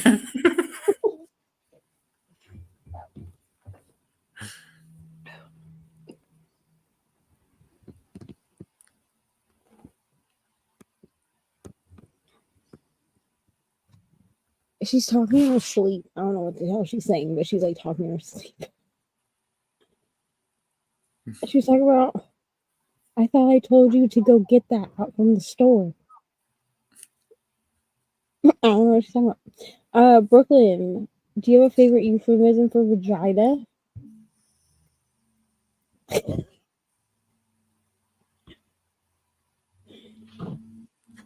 You're muted. You're muted, dude. Do you want some examples? Sorry, I forgot. Was ham sandwich one?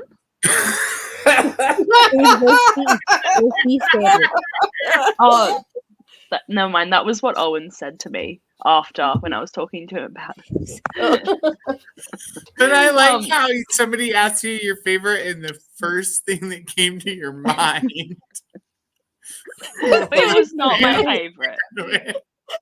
It was not my favorite. No. I don't think I had a favorite. Give me some more examples, because that's not a good one. I mean, if I wasn't gay before, I am now.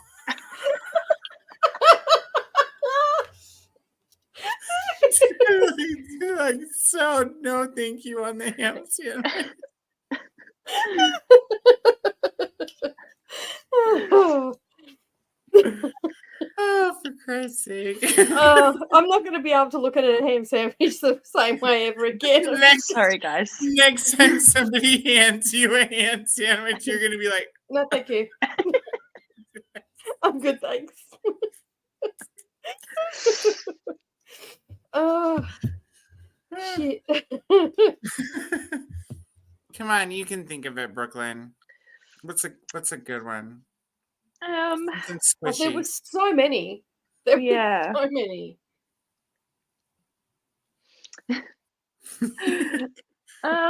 Let me see.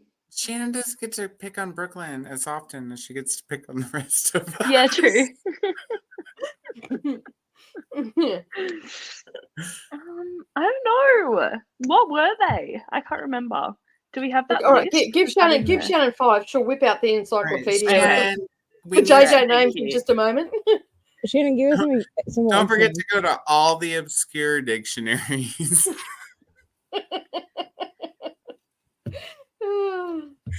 Well, I can't even remember all of them.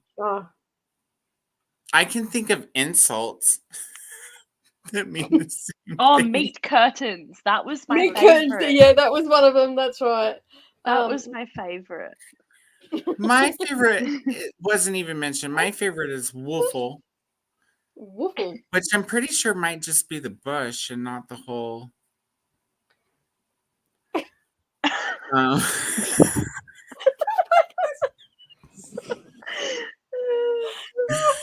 Hi, Chrissy. Anyways. Shannon's going to get her vocabulary list book out. So okay. Be prepared, people.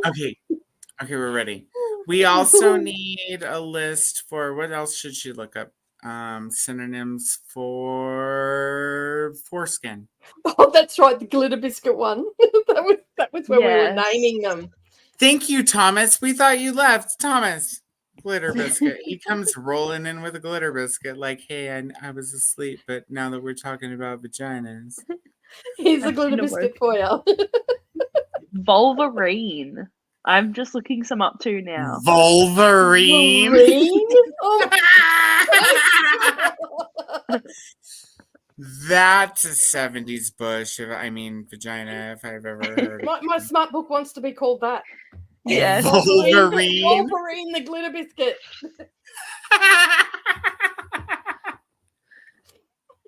That's my smart book.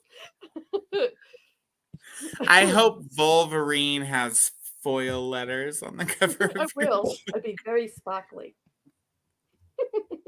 People will buy it just for the sparkles and the title.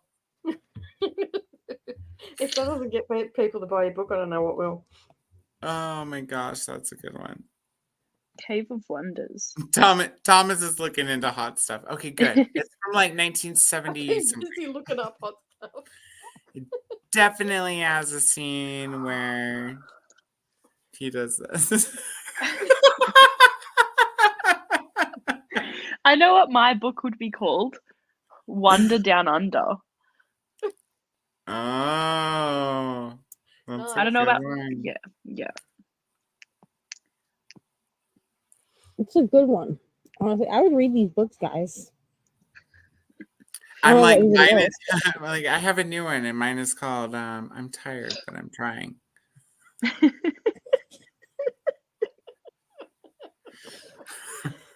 Oh shit. Sorry. It's in the footnote. Oh.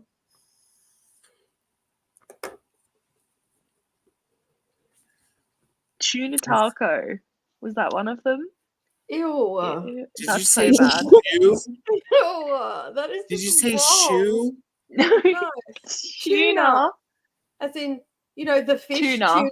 Tuna taco. We say tuna. Shoe and If your vagina, shoe taco. no, listen to me. If your vagina smells in such a way you need to go to get medical that help. people are referring to it as a tuna taco, you need to go to the Dr. Reno. Okay. The Dr. Reno for your tuna shoe taco. That shit sounds smelly and dry. Ew. You might need some end dust. Sausage wallet. See, sausage wallet's a fun one. Oh, this is a good one. Puppy cake? Oh my god. What? Lulu tongue? I don't remember these ones. It's an 80s movie. Thomas found it. Really? Yeah, it's a 1984 movie apparently because Fun fact, year I was born. Favorite porn movie, year I was born.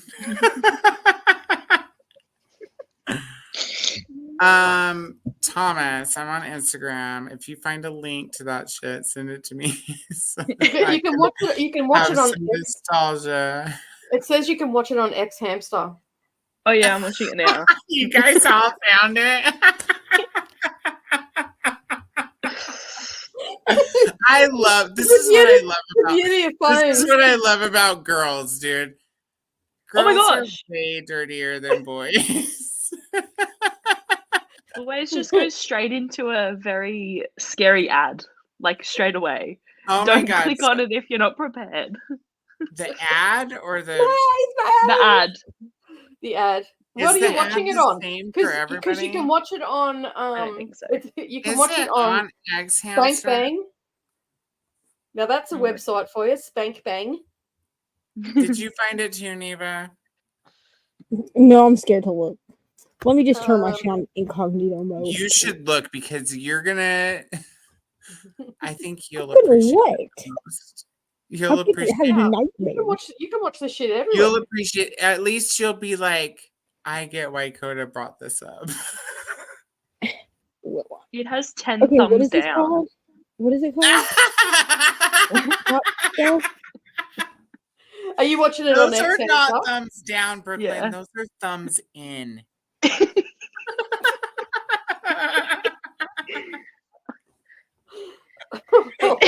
Wait. This is horse riding. It goes for a whole hour. Oh, that can't be the right one. It's got to be at least 2 hours. Am I just watching a movie? No, it very much, if I remember right, plays like a movie. I don't think I'm watching the right one because she's a Nazi. Is the ad you were guys talking about with this lady? I don't know. I don't think I'm watching the right thing. I'm gonna tell you right now if it's the right one on X hamster. Oh my god, I can't believe we're doing this together. Because I've got Schwartz stickers and lots of other things going on. Right one. Yeah, no, this is they're in Egypt. Mine's open up and they're in Egypt. This is not the right one. Oh yeah. This I'm telling you, this one is definitely from the 70s. Can you remember who was in it? That guy and this jive turkey. I think I found it. That's how I know it was the 70s, because they say shit like that. They're like, listen here, jive turkey. There's one called Good Hot Stuff Part 5. Maybe. From 1975.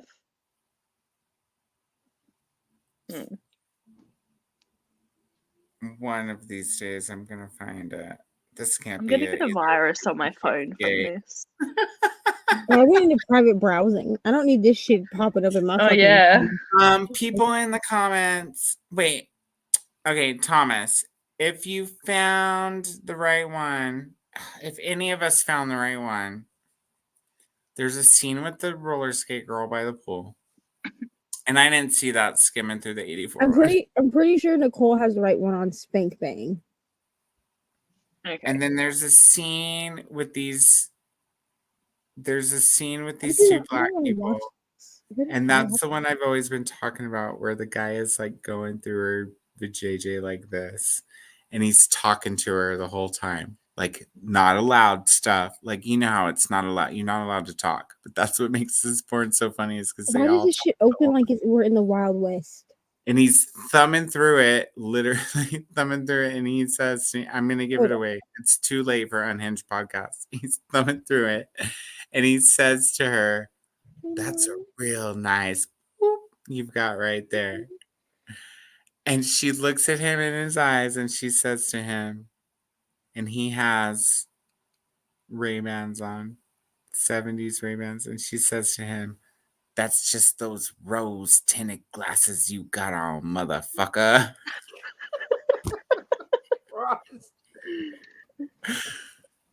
So find that one, guys. Well, this one is on Spank Bang. It opens like we're in the Wild West. They're all like horseback riding. Yeah, that's the Egyptian one. Egyptian one. Yeah. I swear. Okay, wait. I'm gonna have to like maybe text a. How did you come across this video?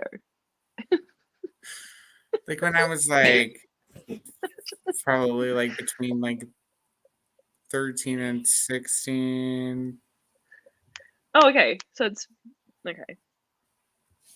It's old. Yeah, you could say it. Well, if it's from the 70s. No, well, but I'm pretty sure. I'm just saying it's very 70s-esque with their rose-tinted glasses, motherfucker. And the roller skates. I mean, that's also an 80s thing. But if you can find the roller skate scene and the jive turkey, you will have found the right one.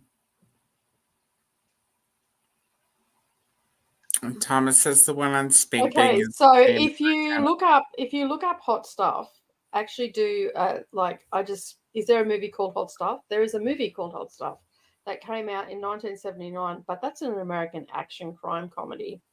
Oh yeah, that's not it. Okay, I'm gonna get like real detailed and be like 70s porno. Okay, so it must be because then when there's a and then I'm gonna be in quotes. That's just those rose tinted glasses. And we're gonna see no results. Damn. I'm gonna have to phone a friend.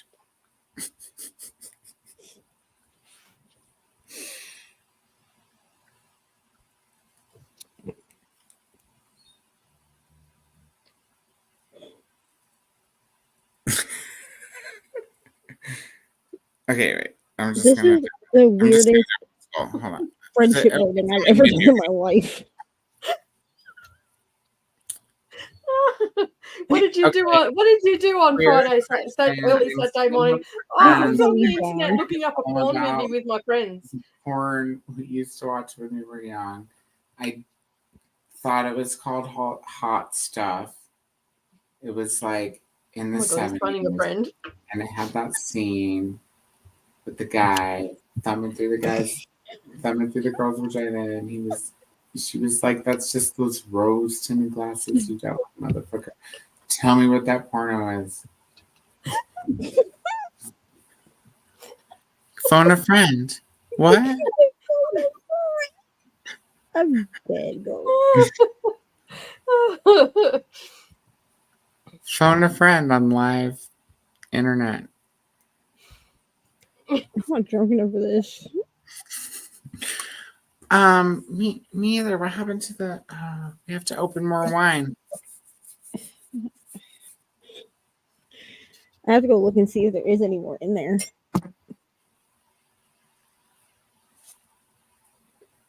I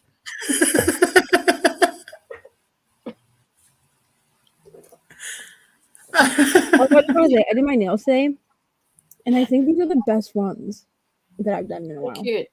I like them. I bought them at CVS, so clearly I need to go back to CVS before I go to No Man's Land, where we don't even have CVS. I'm gonna have to start ordering all my nails online. Yeah, that's what I have to do.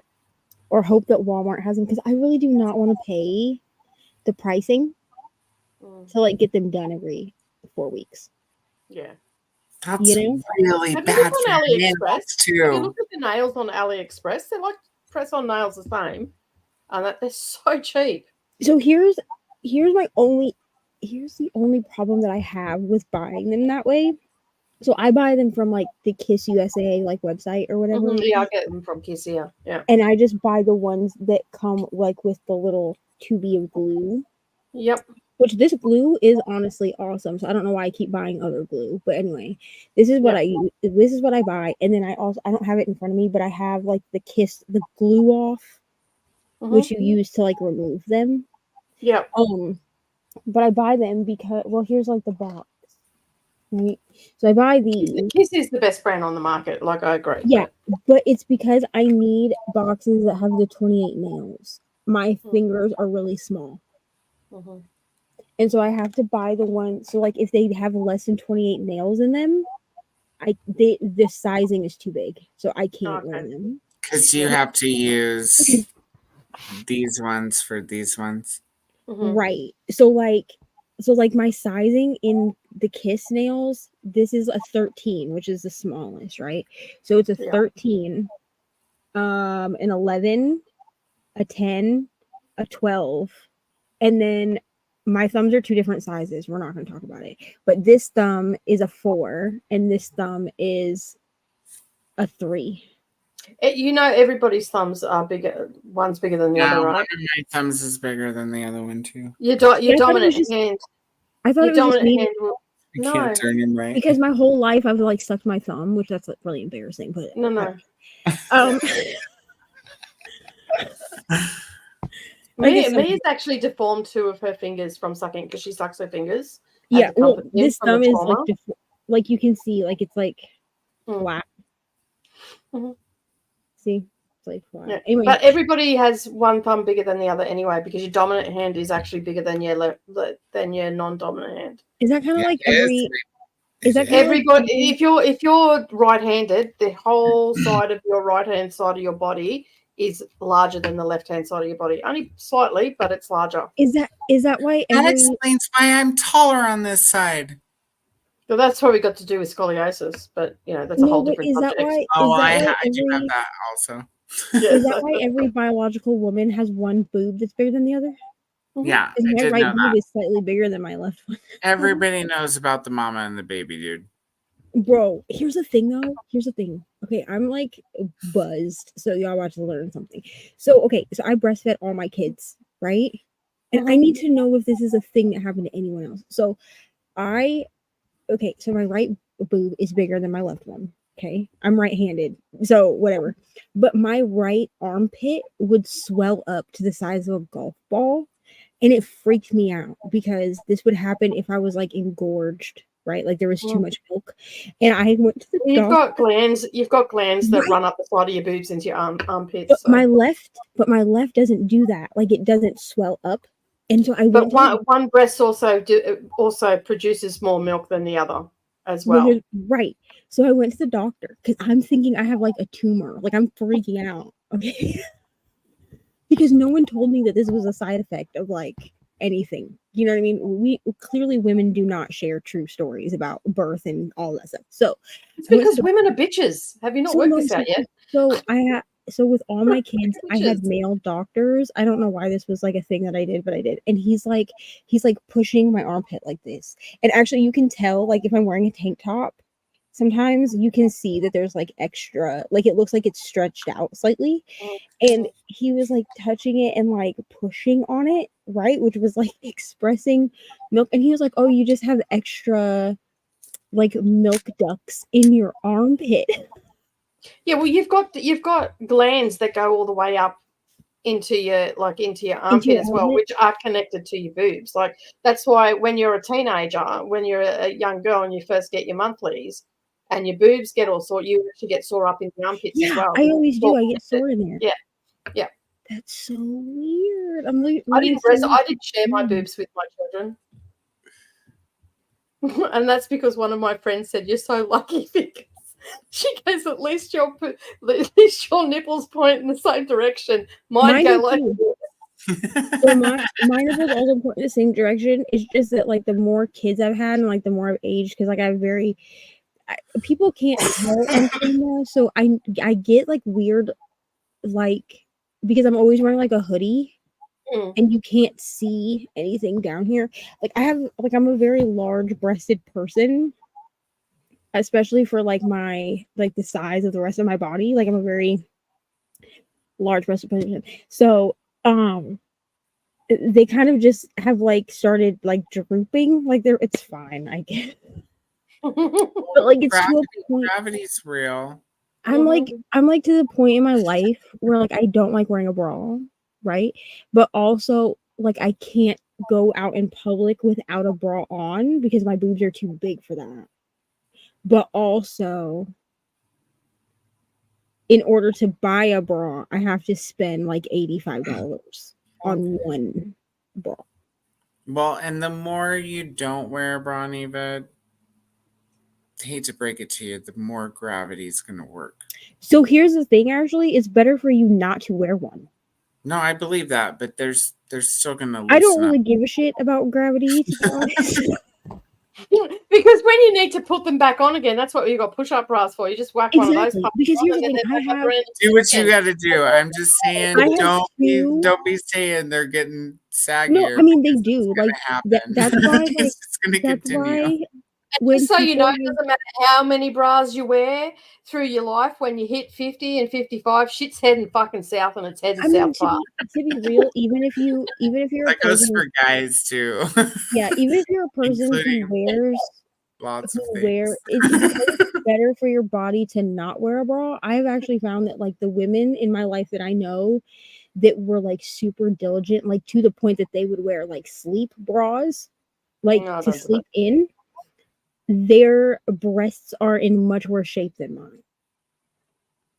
I believe that because it's better. I think it's better not to wear underwear as a dude too until you sit on your nutsack. That hurts. It's really better to not wear underwear at all, like even as a woman, because your underwear can like trap moisture. The word that we are not allowed to say. It can get moist down there. And butt sweat. Moist butt sweat. I tried. I really tried. Oh God. Yeah, well. Anyways, I discovered Henry's worst enemy is a hot compress. A hot compress, and Henry is like, Cypress oil also fixes it too. I say yes, Thomas, and then watch his face for a reaction. Film his face. Instagram that shit. Tag us all.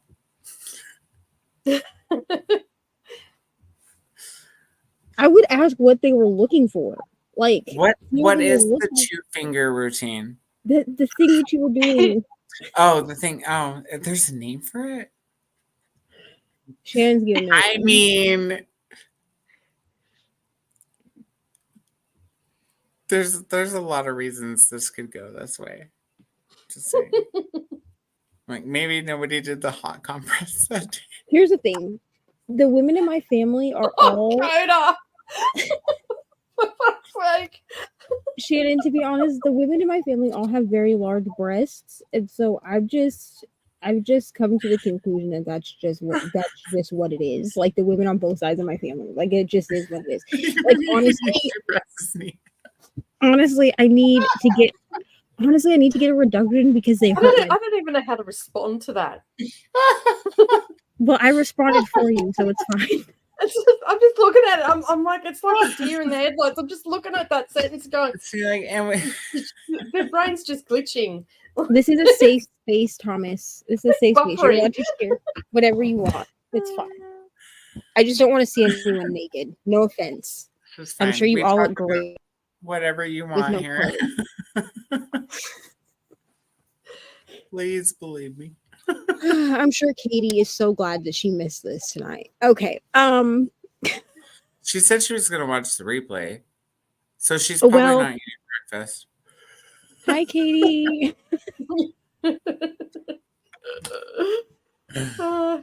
We're sorry if we wrecked your Oreos. Ooh, Oreos. Oh, that's good, Nicole. That's what I need to put on my Walmart list. Fuck, some Oreos. Fucking yeah, double stuff. So is wow.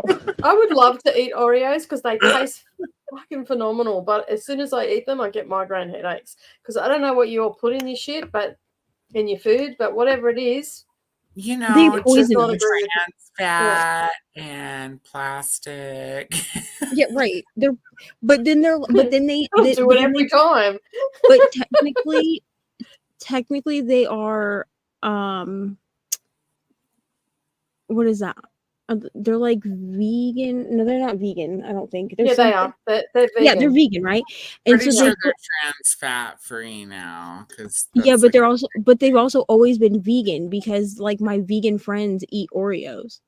Mm-hmm. It's one of the things that tastes like chocolate that they can actually eat. That actually tastes like chocolate. That actually tastes like chocolate, but doesn't have any animal I like product Oreos, in it. Okay, but you gotta dip them in milk. You see, I'm screwed on both fronts. I can't drink milk, lactose intolerant, and I can't eat bloody Oreos because they give me a migraine. So it's either way. So I'll just take Macabri every day. Do you like Yoo-hoo? Yoo-hoo's dairy free, right? I think Yoo-hoo is dairy free. But here's the thing: I've never tried it. It looks. That's like the chocolate milk in a bottle. Yeah, it's like chocolate water. I think it looks like chocolate water. That shit looks rank. That looks like they've gone down to the Gandhis and scooped some water out of the Indian River and bottled Yoo-hoo shit and then tried to sell it. Yoo-hoo is basically just like dairy free, water right? that they put chocolate flavoring in. It's fucking gross.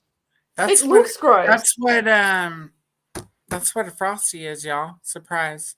There's no dairy in a Frosty. It's just frozen chocolate water. Well, that's fine. That shit at least tastes like fucking ice cream. Yoo-hoo, when you pour Yoo-hoo, that shit looks like mud water. No, it looks like. I love me a Frosty. We don't have it here, do we, Brooklyn? No. I've never heard of it before. I've never tasted it, but I was just trying to think of what you could dip your Oreo in. I don't know if you. I can't eat Oreos though. Apparently, it's bad. I just have my almond milk or my oat milk, and I just eat Tim Tams. It's so weird because I can eat chocolate, but I can't drink milk. And I can have butter and I can have cream, not so much, but milk. There's just something that they do to the milk here. I don't know what it is. But if I go and get milk straight from the farm, I'm fine. So it's whatever they do in the processing that's taking something or adding something in that doesn't agree with me. Maybe So the pasteurizing. So if you yeah, have you tried organic besides at the farm? Like, have you tried buying organic milk to see? We don't have that on our shelves. Oh, okay. So maybe not in King Arroyo, but I've got a friend that's a dairy farmer. So if I want actually fresh milk, I just go and get milk from her. That would from the farm. Oh, if I could do that, that's what I would do anyways, because fresh milk tastes best. No, it's good. It's I mean, good. the creamier But the problem is they're not supposed to do it because of the laws here. They have farm gate laws and stuff like that. So you can't just go and they can't sell me the milk. They can give me the milk, but they can't sell me the milk. And if they get caught actually giving it to me, they can also get a fine as well because they're a Paul's farmer. Like Paul's is a brand of milk here. They do all the milk products and whatnot, and because they're contracted to them, they're not supposed to give milk to anybody else. So there's all these bylaws and that, which are all crap. That makes sense. Yeah. So anytime I go and visit her, I get some milk, but I don't want to get them into trouble either. That's so weird. Milk laws. That's They used to have it. They used to have it on eggs as well. That you couldn't buy farm fresh eggs from the farmer. That because of the health bylaws and all that sort of stuff.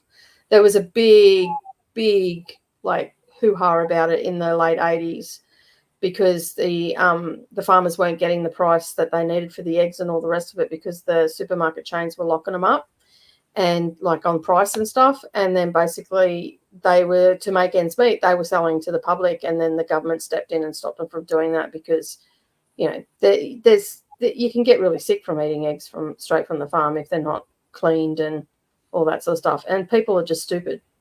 They don't think to wash their eggs. They'll just crack it straight into a pan without washing it first. So, yeah. Because, people. there is a definitely clusterfuck of dumbassery in the human race. They definitely have a there's an element. Yeah, there's an element. Brooklyn, this question is for you. I don't know what should I ask him. He's actually right here. I mean, ask him if he likes you. Ask him if he wants to... Does he do any of this? Hey, just one night out of nowhere, be like, hey, you want to thumb around? No. She said absolutely not. Absolutely not. I'll leave him. He's playing his little football game, so I'll leave him in peace. Little football game. Yeah, I get it. Yeah, who's gross. Don't drink it. Who's playing? Yeah. Here you go, Nicole. He's physically playing. Oh, okay. I thought you meant he was watching football. No. I just keep talking to Brooklyn and go, no. Did you just see the mother come out of me then? That's having 4 children when a kid just comes in and hits you with something they think you're distracted. No. And you keep going in conversation. I'm still waiting for mushroom tea to come in the mail. It's coffee, not tea. So that Neva and I can drink coffee or mushroom coffee. One day. I'm so scared. I think it's going to show up and I'm going to be like, Neva, did you get mushroom coffee in the mail? And Neva's going to be like, yeah. Should we tell anybody? And I'm going to be like, fuck yeah, let's do it.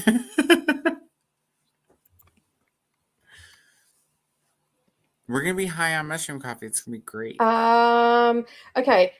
No, I haven't softened my stance on pod because of the whale photos. What whale photos? There were photos apparently taken by NBC of two male whales having sex for the first time ever. Why would that soften my stance on pod? Well, because apparently now it's penises are trending. Oh, okay. All right. So, no. I'm standing my ground on pod. I heard what you said before, Brooklyn, about that you weren't going to read it because of what I said. You probably should read it if you wanted to get the full experience of it, and then you'll understand why I'm like, gotta get the full experience. I don't think I need the full experience. Why do I need that? No, you don't. That's all right. You don't need to read it. Why not? I have so many other things to read. This is not one of them. Pod is definitely not something that you would read, Brooklyn, at all. Okay. Just from watching your channel, I know that you would never pick this up. I'm excited to read it, and I'm fucking thrilled that I'm reading it with Neva. We're gonna have a ball. Oh, I'm vlogging this shit. It's gonna be a vlog of its own. I'm gonna do an anti-vlog, and you've got to send me all your you've got to send me all your dialogue and all the rest of it, and I'm gonna be saying, can you believe this shit? What they're saying? How much they're liking this fucking crap? You can just download it from Boxer. Nicole's gonna do a reaction video. An anti-vlog. I'm just gonna set up my camera so while I'm reading it, I can be like.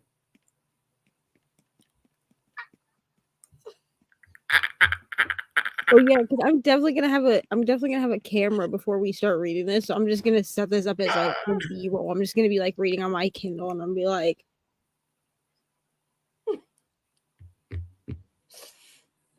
you're just gonna see all my real-time reactions. You gotta make dolphin noises too, Neva. You gotta be like.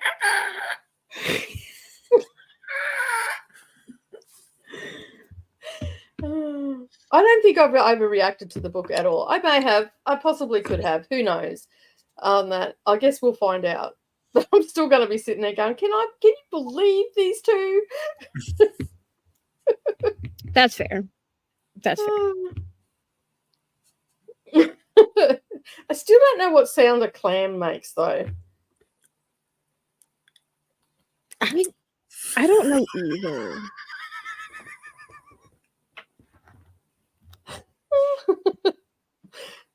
Oh no! It's like it's the same sound this makes.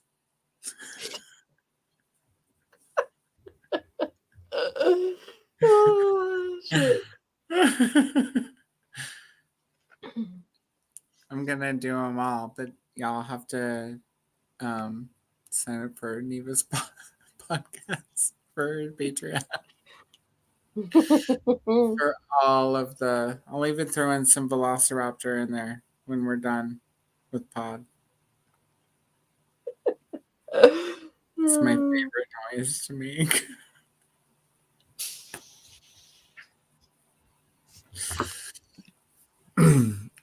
Should we have a small break? Yeah, I'm hungry. Yeah, I've got to make dinner. I've got to make dinner for Mia. She's been coming to the door going. In case anybody doesn't know, we don't do sprints on these. Okay, so how long? I don't know. You guys decide. 15 minutes, 30 minutes. Go 30. That'll give me time to make her dinner.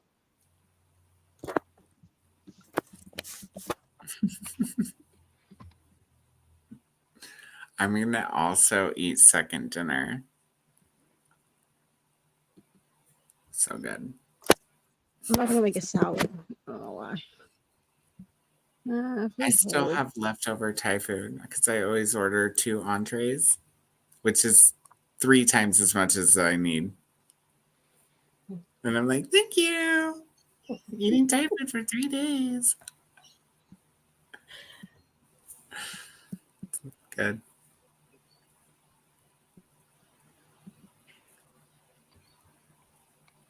Neva got a thug face on. What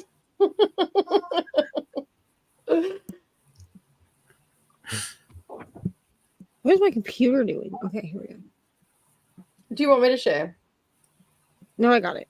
Can And you like see it's it? walking the plank, obviously. All right, so we're gonna go take a break, go to the bathroom, get a drink, and get some food. Do what you gotta do. We'll see y'all in 30 minutes.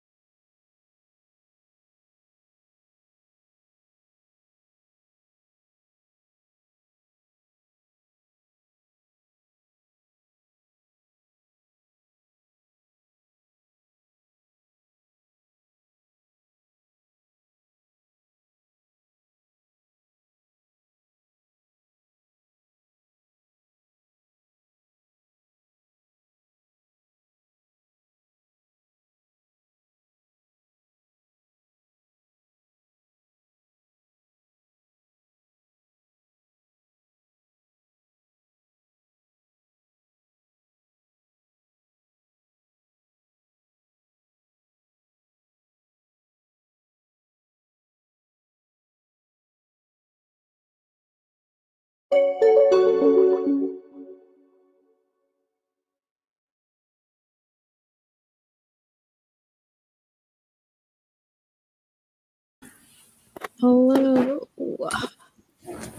Hello.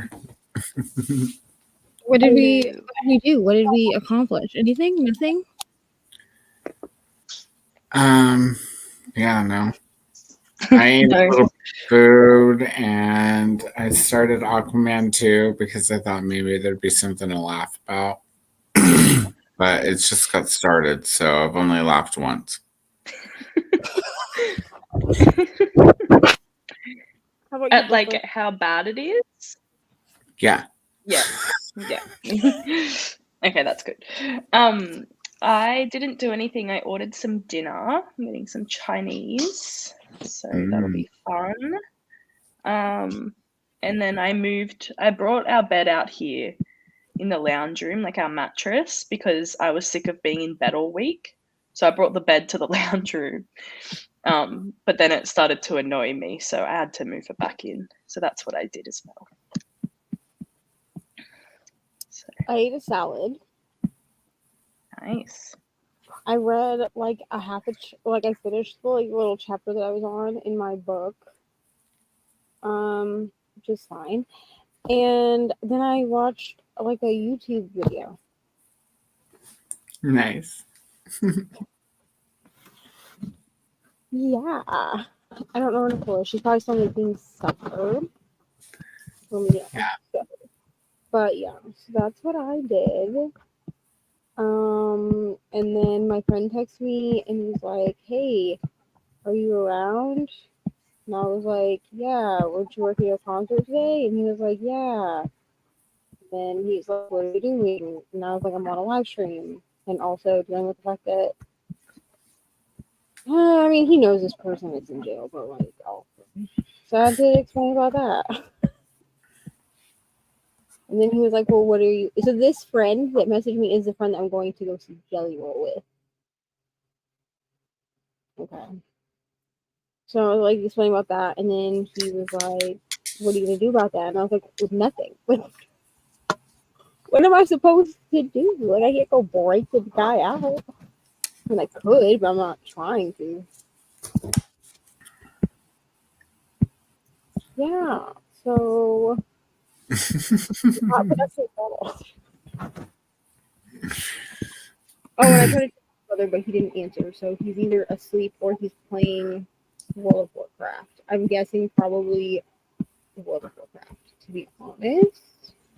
Because I feel like your microphone is cutting in and out or something. Is that better? Yeah. Because I have my iPad sitting on top of my keyboard. That is what it was. Yeah, so I did that. But my brother like live streams, like he streams World of Warcraft on Twitch. But I couldn't see if he was live on Twitch or not, and so I don't want to call him because if like I call him and then he's like live on Twitch, like whenever I call him, I'm like, "Hey, are you busy?" And he'll be like, "I'm playing a game," and then all you hear is him like cussing at people. And I'm like, I am gonna let you go.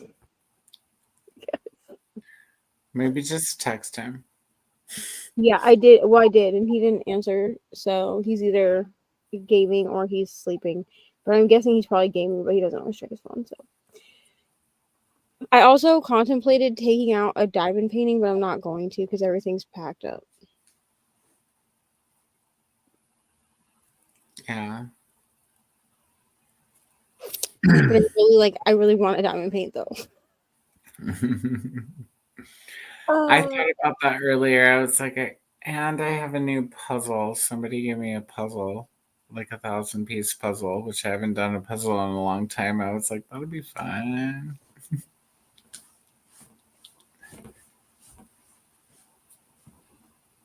Yeah, I just like because I didn't really diamond paint in February like at all. And now I'm like, yay, let's diamond paint. But then I'm like, but also it's all like packed up because we're about to fucking move. That's fine. Everybody at my dad's is just like, I'm gonna be insufferable for the next like 2 months because they're gonna be like, what are you doing? I'm gonna be like, please leave me alone while I diamond paint. Thank you so much. Get away from me. I haven't diamond painted in probably as long as you have, or longer. Yeah, because I took a break because I felt like burnt out. Especially because I had like that really big one that I did, the White Rabbit one. I had that one, and then I started on the Doctor Who one immediately after I finished that, and I was like, yeah. And I do have a lot of really big ones because I was gifted a bunch. So I have like 4 really big ones, and 2 of them are rounds and 2 of them are squares. So once we get moved and settled and everything, I actually have an order from Diamond Art Club that I'm going to put in that has a bunch of smaller paintings in it. Oh, Because I think what I need to do is I need to like have a big painting going, but also have like a small painting that I can work on and like make me feel like I'm accomplishing something. That worked last year for me, which is why I got like 15 paintings done in like between September and December.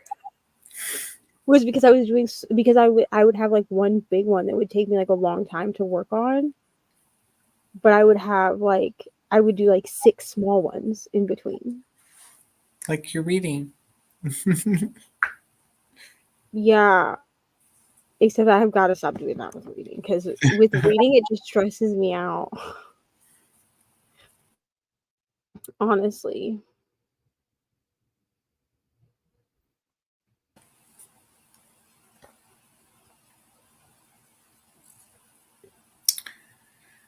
How do you all deal with moments of anxiety or panic attacks? Well, panic attacks for me are different because panic attacks usually make it so I feel like I can't breathe. You know? So I have to do like breathing exercises, and then I usually have to sleep. With anxiety, like I'm always anxious. So like but I'm an never anxiety attack.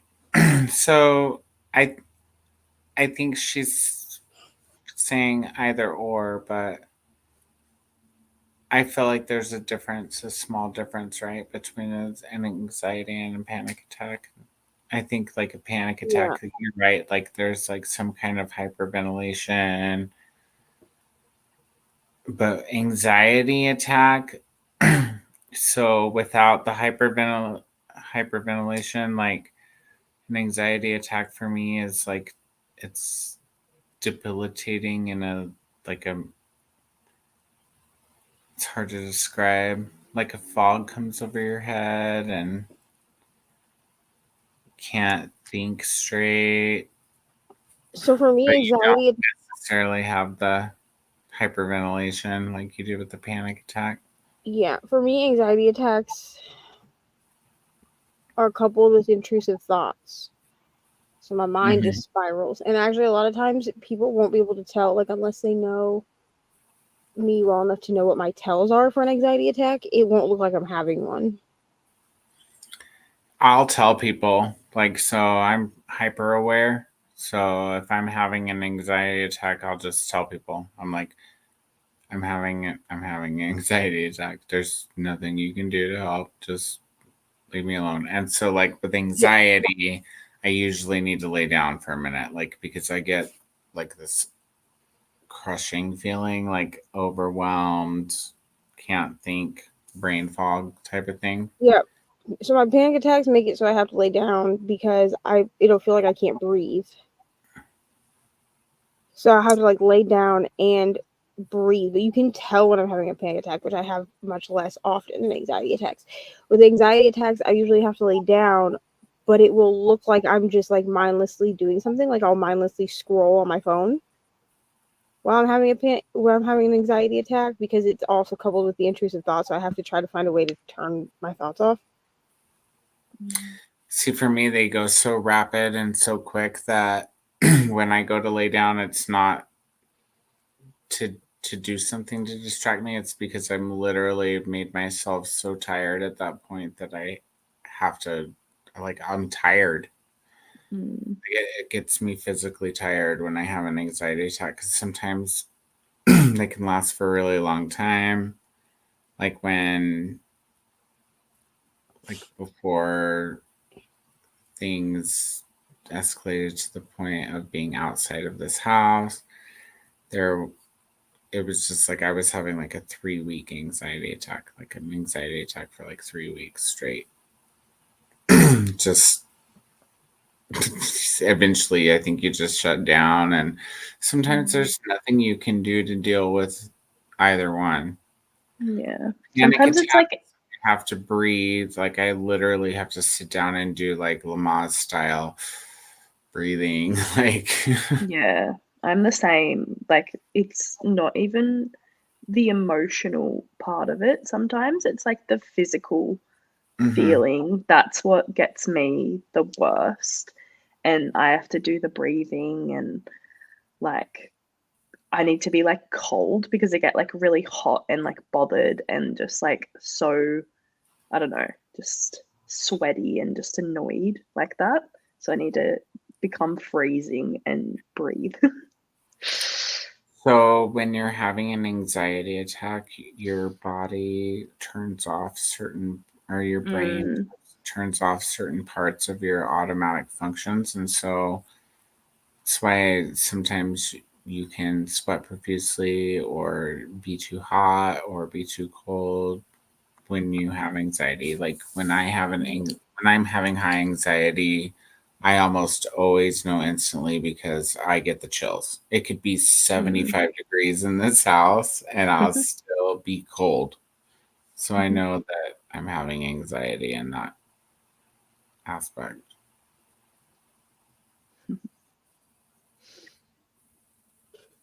Cold. It's also a skinny people problem, but I guess Nicole is eating all the lunch. Well, no, she was making like dinner for Mia too. So she might be like eating with Mia. Well, you know? Hope it's delicious. I'm getting really tired.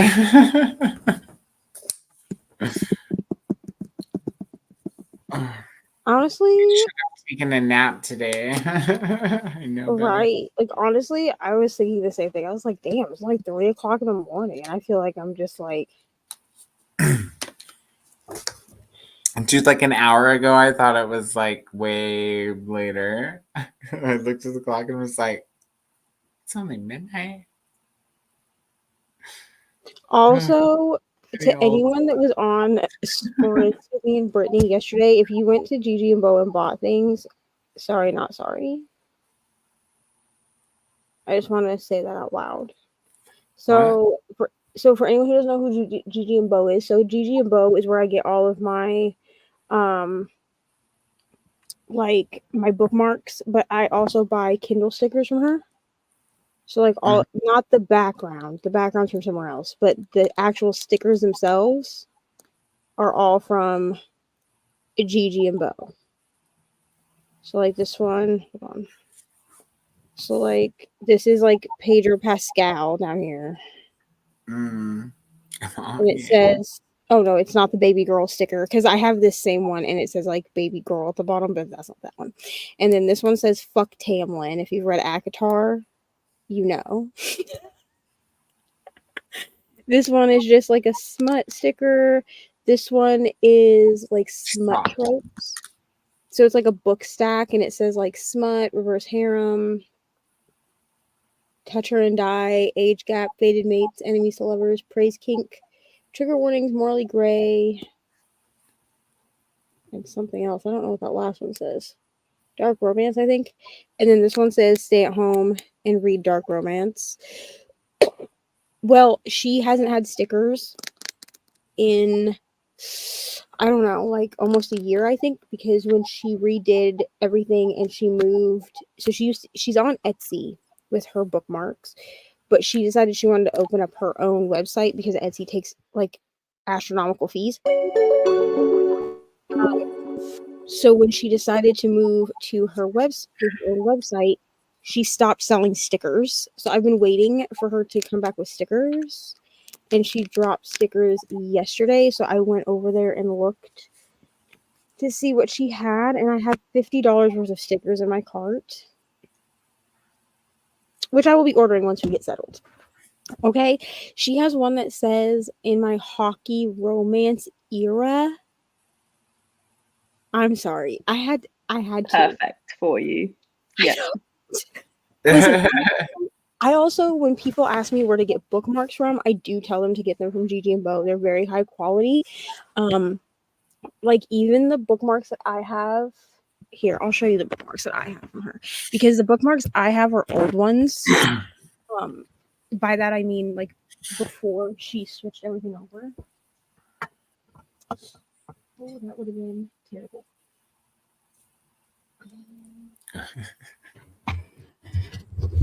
All right, I'm back. I was just not. Okay, so these are. Oh, Nicole, welcome back. Okay. Oh, just did dinner and dishes and all the rest of it. So I'm off the clock now. Just got to put in bed. These are the bookmarks that I have from Gigi and Bo, but these are old. These are the old ones. So she still gives you the option to do laminated, but she gets her bookmarks now from a supplier. She used to print them herself. So the ones that I have are printed, and I just get them laminated. You can get like a tassel if you want. I do want to order some of her new ones because now she has like a matte option, which are apparently better quality. Like they feel nicer than having them laminated. So I have like this one. It says "Good Girl Smut." Because why not? This one says "Smut Reader." "My Body, My Choice," which is a bunch of things on it. Uteruses. Panties? Uteruses. Oh. They're uteruses. Oh, nice. Giving you the finger. Love it. This one, I didn't actually order this one. This was like a mess. She said this was a freebie because it was a mess up, but I'm not sure how it's messed up. I'm not sure if she like maybe cut it wrong or something. What is that? It's like a skull. Oh. And then roses. But this is one those roses. I thought they were something else. I don't know what I thought that was. But when I had gotten an order that had this in it, and I was like, I didn't order this, but this is one that she used to sell. But she left me a note saying it was like a mess up. I don't know. And then this one says, "I'm so lucky, everything works out for me." Mm-hmm. So these are my old Gigi and Bo bookmarks. I want to order some new that ones. bookmark. I think she still sells this one on her website, but she has a bunch of Barbie ones that I really want. The thing is that I don't know if I can justify buying bookmarks when I don't read paper books. Yeah, I was gonna say, why do you need bookmarks for? Well, because these I bought like I realized you bought them ages ago. Yeah, and I was reading trophies. Right. Well, I was reading like books. Like I was reading like they weren't just decoration for my shelves back then. You know what I mean? And I will use these bookmarks like to mark things. Like if I'm annotating a book, I still use these, but like I have 2, 4, like 6 of them. Like I don't really need more. But now that she has the stickers back in the shop, I'm gonna order some more stickers because I do read. Your stickers you use all the time on the back of your thing, but the bookmarks, I mean, you're not even really reading a physical book. You're reading your ebook, so right. So it's really hard for me. Like I would buy her bookmarks for other people. Mm-hmm. Like if somebody said to me like, "Hey, I would really like some Gigi and Bo bookmarks," like I would buy them for other people. But it's been because when she launched her new website, I did go and I looked and I was like, "Oh yeah, these bookmarks are so cute." But then I was like, "But why am I gonna buy them?" I might buy a couple for Ari because she does have some that are like appropriate enough for Ari. Yeah, are you just trying to find an excuse to purchase some bookmarks? That's what I was going to say. no. I was like, Neva's like me. She was like, she's the type of person who she gets some shit in her cart and then she goes to her cart and she was like, oh, that's not here's quite the as thing. much as I thought I was going to spend. I should add some more shit to the cart. Here's the thing. No. So here's the thing. I prefer to support my friends than to buy from other places. Like Yeah, or if I see somebody like Amberlyn Studio, she has no idea who I am, but she makes like the Kindle charms. If you've ever seen those, no, I haven't actually. Yeah, so you put them like in your charge port, and it protects your charge port because you can get them like you can get them for your phone too. You just have to tell her if you want a USB-C plug or a lightning cable. Those are the two that she carries, so you can also put them like in the bottom of your phone, and it just protects the inside of the charge port. But I prefer to support small business if I can than to be like ordering stuff off Amazon and all of that. When I look for things specifically for Ari, I kind of just ignore everything else. Does that make sense? So like when I looked through the bookmarks originally, I was looking for myself, but then I was like, okay, but when are you going to use these? Because I have like these ones I can use, like this one, or well, any of the smut ones really. So like any of these, like if I was just wanting to take like an aesthetic picture that had a bookmark in it with like my favorite smutty book, I could use any one of these to do that. Like I don't need to buy new bookmarks. You could also like you could even use one of those bookmarks to put like a long. I'd use it like a long sticker. Are they too big for your back of your Kindle? Or yeah, they're definitely like they wouldn't fit. Yeah, I'd have to like cut it down, and I don't want to do that because I don't want to ruin it. Yeah, well, you can maybe ask her to do some smaller bookmarks so you can use them in the back of your Kindle. I thought about doing that because she does have. If you like message her or whatever, she can do some editing.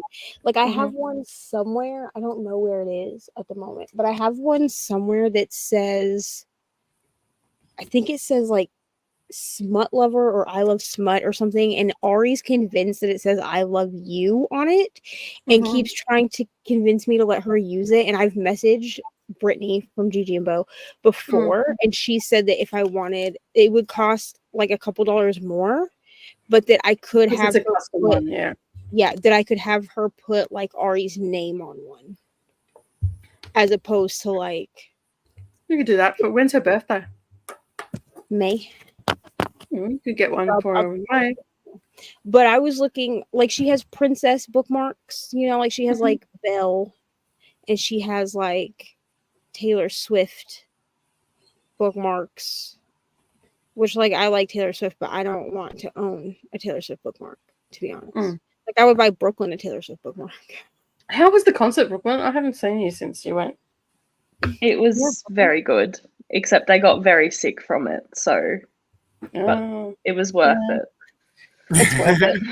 It was worth it. I'm kind of jealous. No, it was very good.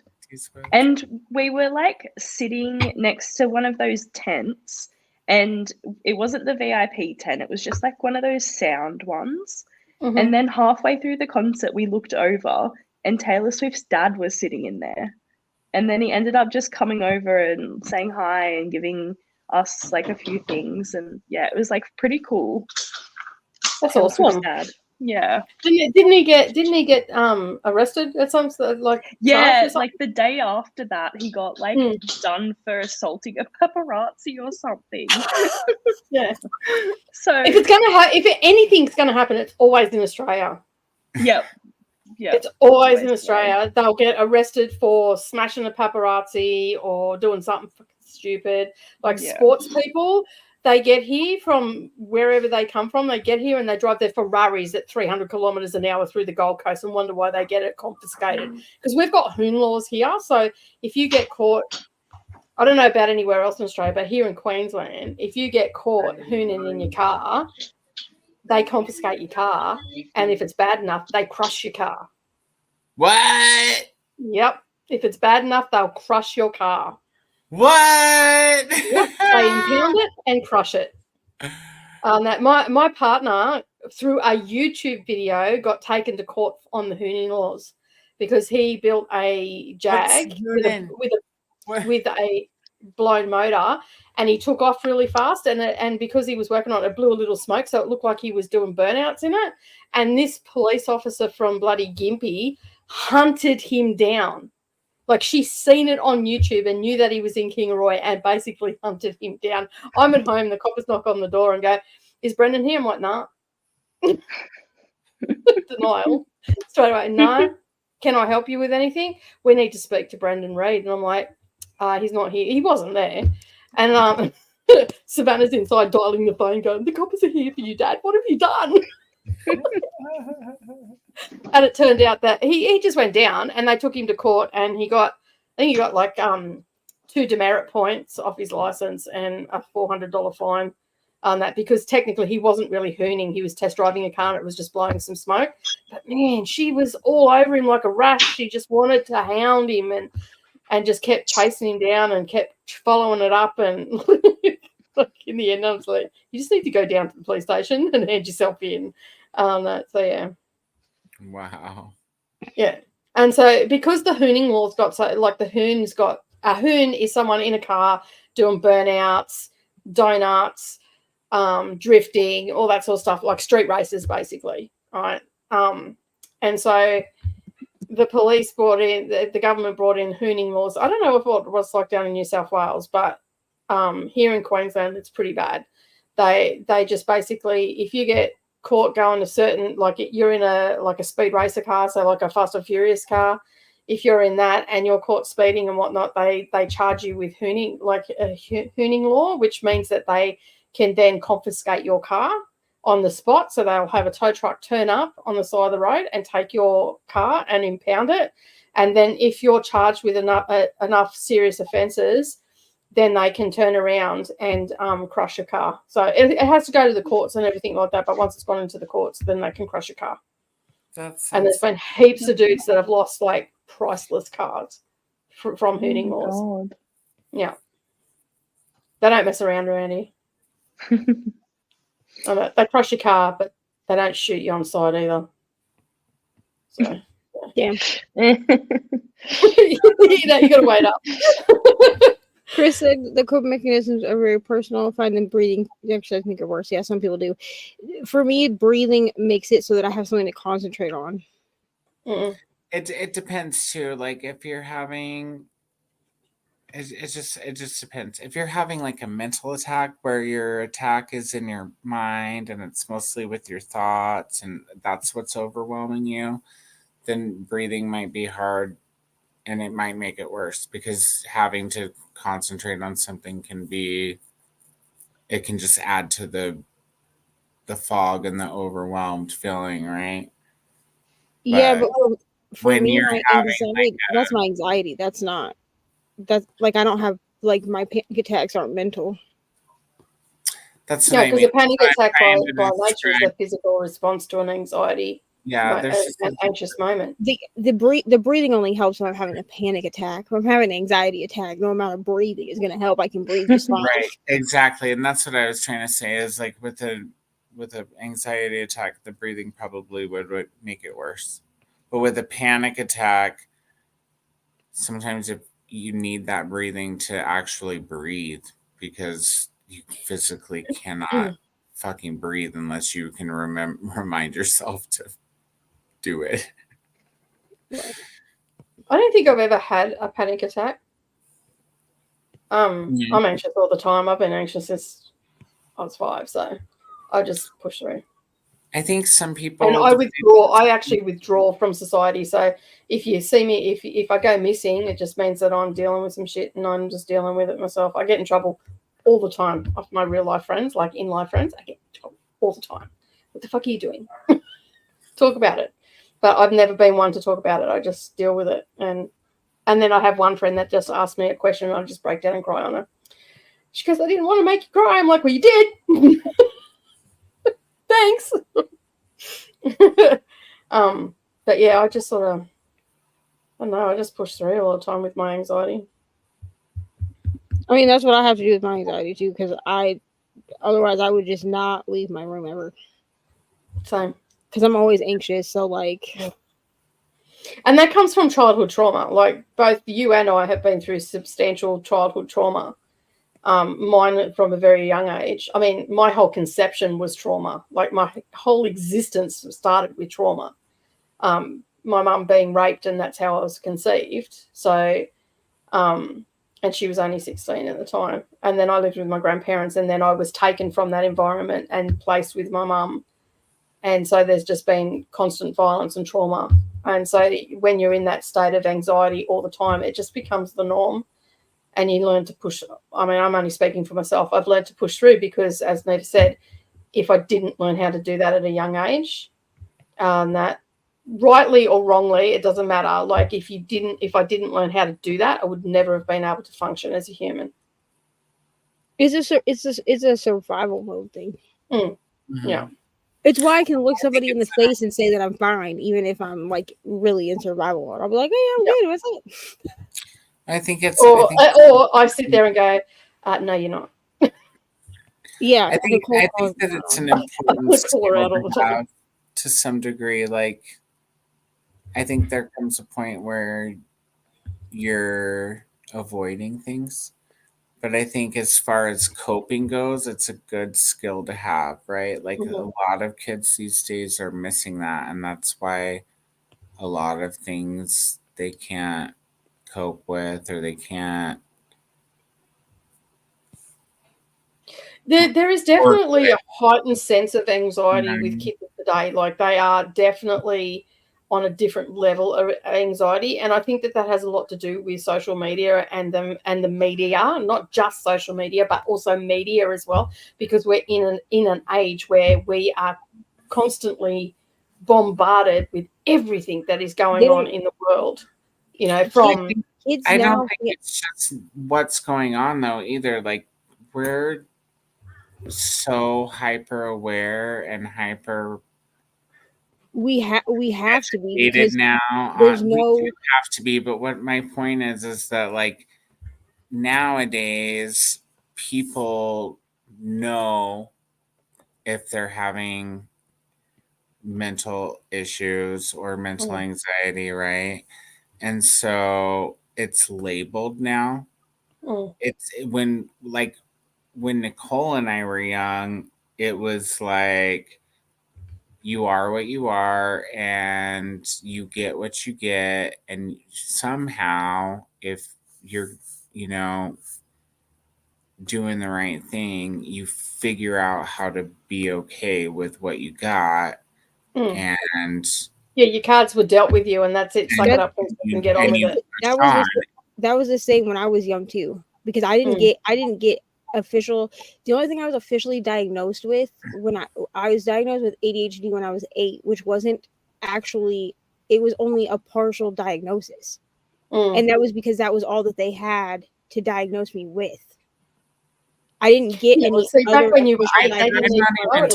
I'm not even talking about like legit mental illness or even a diagnosis. I'm just talking about the fact that because everybody's so hyper aware of like mental illness and trauma and all these things that we have labels for now. Yeah, when we were kids, there was no mental illness. There wasn't. We didn't even know that suicide was an option. Right, and we're not saying that like it wasn't a thing, because it was. People got diagnosed with it and stuff. But what I'm saying is it wasn't the norm for everybody to know about it. Yeah. Right. Yeah, it was. So it wasn't a chance for your kid to come to you and be like, "Well, that's because I have this thing I've heard about." Right. What I'm saying is it was the same with me growing up. I was born in 91.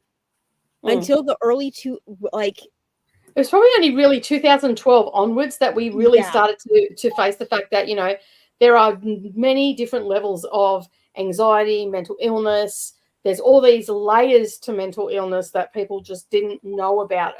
And that's partially through ignorance, as well as the medical profession had to catch up, because the brain part of our makeup, not everybody is, into that. And and knows what to look for and all that sort of stuff. And it's taken a lot of medical leaps and bounds for people to be comfortable with the fact that, you know, it's okay not to be okay. You know, like it's all right. And you know, we are making leaps and bounds, and there are still some stereotypes, and there's still, you know, some not great things centered around mental health and things that aren't discussed and all the rest of it. But as a human population, in the last 10 to 12 years, we've come a long way. That compared to when we were, like when Neva was young, because I know even with my son, he was born in 93.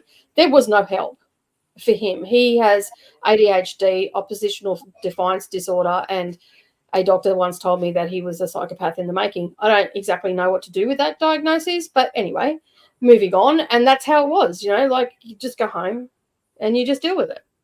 Whereas if that was today, we'd have all sorts of help coming out of the woodwork to get him, you know, the help that he needed and all that sort of stuff. So I sort of agree with Neva that probably from 2012 onwards is where we've made the leaps and bounds. And it's taken some celebrities to take their own life for mental health to really come into the spotlight as well. Because if you think back around that time, there were several high-profile celebrities that, you know, made choices that weren't the best choices, but obviously they felt like they had no way out, and stuff like that. And I think that has really helped to bring mental health into the mainstream and not keep it behind a curtain.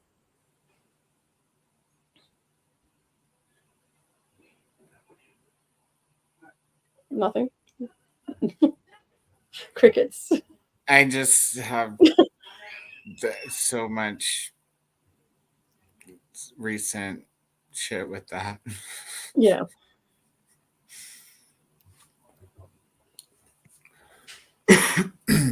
Just can you hear the background noise in here? Huh? Can you hear background noise here? No. Other people talking? No? Cool. Okay. Anytime I hear background noise from you, I just assume it's some bird and some tree outside some window. I was trying to film the other day outside. This fucking honey eater next door going off its ever-loving head. And I'm like, I turned around, I'm like, will you just shut up just for half an hour? So I couldn't film. And it went quiet. I'm like, oh, okay, that worked. Because even in one part of that video that I did the other day, just out the back here, I'm like, I'm so sorry about the bird. There's nothing I can do about it. Just would not shut up. Shannon, I did order this. But I had it sent to my dad's house.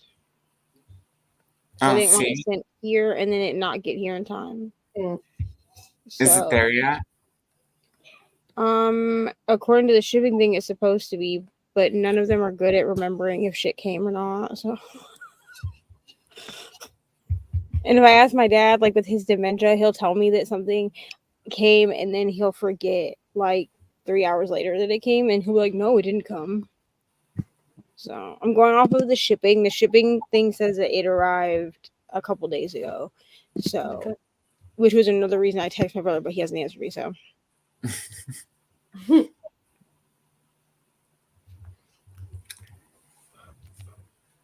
I think this is a for like kids that were born in the 70s, 80s, and early 90s, even late 90s and early 2000s. I think that we'll find that there'll be a lot more people that are getting diagnosed because of the leaps and bounds that we've, you know, have made in the last 10 years.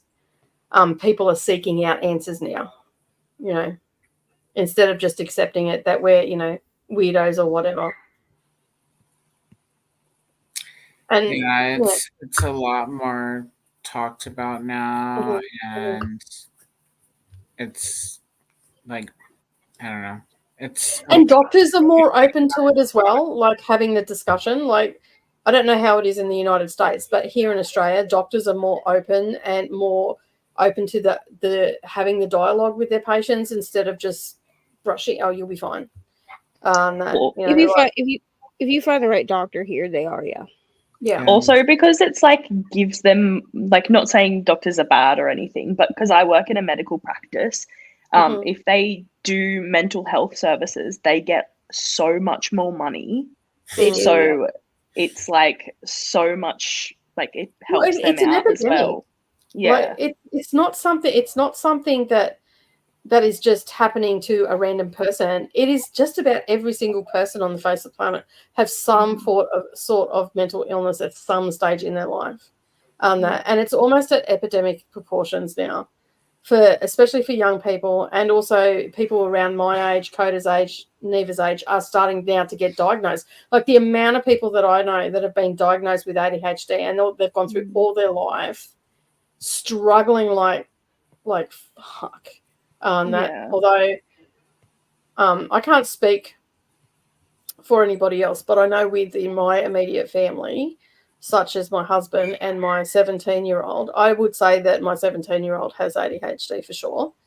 But as long as they're kept busy, they use their powers for good. And it's a superpower for them. Like, they really kick goals. Like, they're motivated, they're driven. They do need guidance every now and again. And that's why Brendan rings me all the time, because I'm able to, he's over here doing something over here, and no, you need to come back here, and I can bring him back. And Neralee's pretty much the same. Sometimes I have to growl at her, but for the most part, like if I thought for one moment that she needed to have medication, I would have taken her to get medication for sure. Hey, maybe I can hear some background noises. Yeah, that's me getting louder and louder by the second. But it's not my house, so I can't say shut the fuck up. I mean, it might be a bird, but it's a really angry bird. She's playing with the dog. I'll shut the door. Hang on a sec. No, it's fine. It's fine.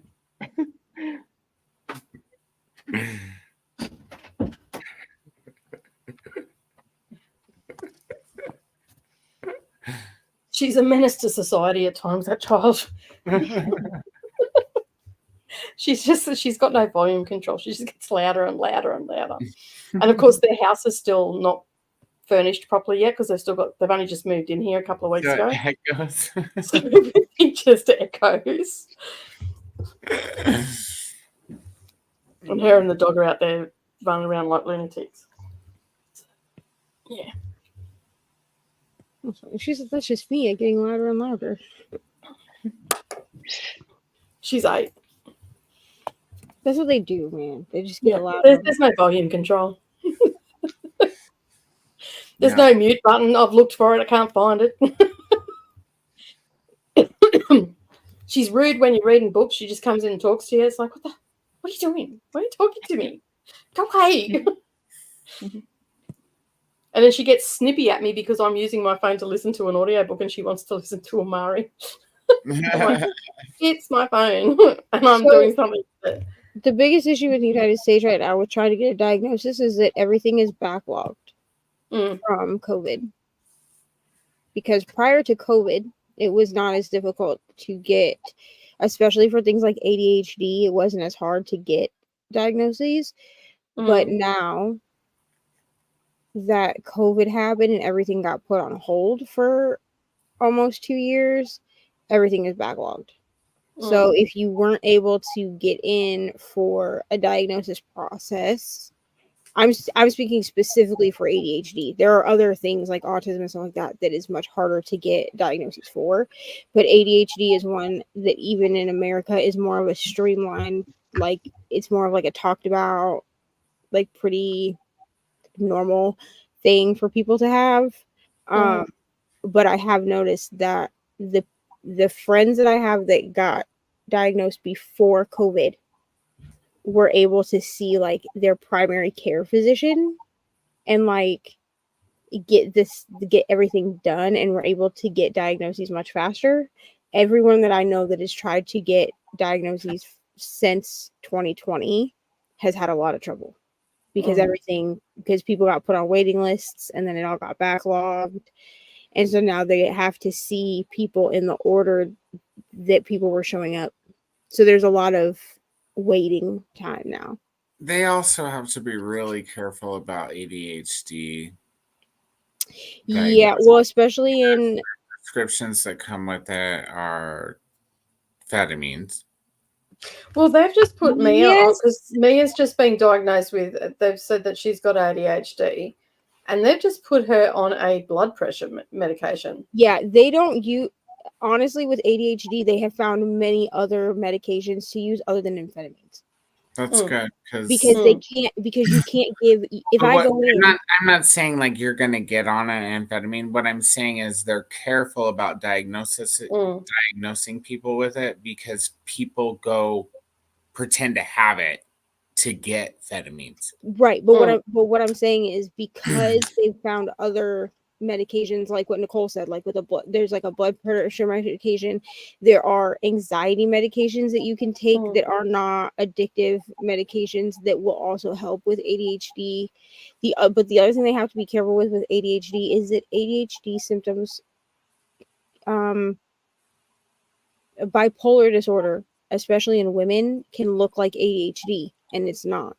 The symptoms mirror each other, so they have to look to make sure that you don't have symptoms of bipolar disorder that don't coincide with ADHD before they officially diagnose you. But the process itself is taking longer because people are backlogged. And also women are harder to diagnose because we're so good at masking. Yeah. As well, so that's interesting that they won't test for it unless you have private insurance. That sucks. That's not the case here, though, is it? We don't have that problem here at all. Most places, if you know where to go, they will help you find insurance that will cover it, even if it's government insurance. And a lot of time, it's the school will contact. And say this is the situation and stuff like that. Like it's really good how for my friends that have got kids that are in the school system. I mean, Mia's only just newly diagnosed, but she now has an educator that helps her. But other friends that have had kids that have been on the spectrum, whether it be ADHD or autism, Asperger's, whatever, they end up with really good support through the schools, and the schools are quite supportive of helping them get the diagnosis with doctors and stuff like that. So that's sort of like, that is a shame that you have that situation because there'd be so many kids that would be suffering. I also just want to put this out there so that y'all don't go to other channels and use Asperger's. Asperger's is no longer used as a diagnosis. No, because it's actually something that will offend autistic people. For me, it doesn't really matter, like, because when my oldest son and my youngest son were both diagnosed on the autism spectrum, they were still using Asperger's. However, it is not a thing that they use anymore. And some autistic, well, actually a lot of autistic people take it as a derogatory because they've gone back and said that it first of all, the dude that it was named after, not a great dude. But also the reason that they use Asperger's instead of just putting everyone on a spectrum of autism was to single out the high functioning autistic people. So I just wanted to put that out. I mean, it doesn't bother me. It changes so rapidly. So you're better off just saying on the spectrum because then it covers everything. And you're not going to offend anybody, because from what I can tell. Technically, ADHD is part of the autism spectrum. Autism spectrum, yeah. Yeah, ADD and ADHD are both. And spectrum is such a spectrum is less of a label. It's more. It sounds more positive because, like in my mind, it's a more positive descriptive word than, actually labeling someone with, autistic or Asperger's or ADHD or whatever the case may be. I think it's more, a lot of people also hear autistic and immediately think nonverbal. Yeah, and that's not the case. Like, yeah. I know my best friend that I've known, like we've been friends for 40 odd years, her son, he's a bloody genius. Like, he's just a walking calculator. I don't think I've ever known an autistic person who was nonverbal. I have. He was nonverbal for a short time when he was younger. But as he's got older, he's become more verbal. And that's because his mum's very, very like hands-on, makes him, make eye contact, all that sort of stuff. He was very much looked down, wouldn't make eye contact with you. He didn't speak to me for years on the phone.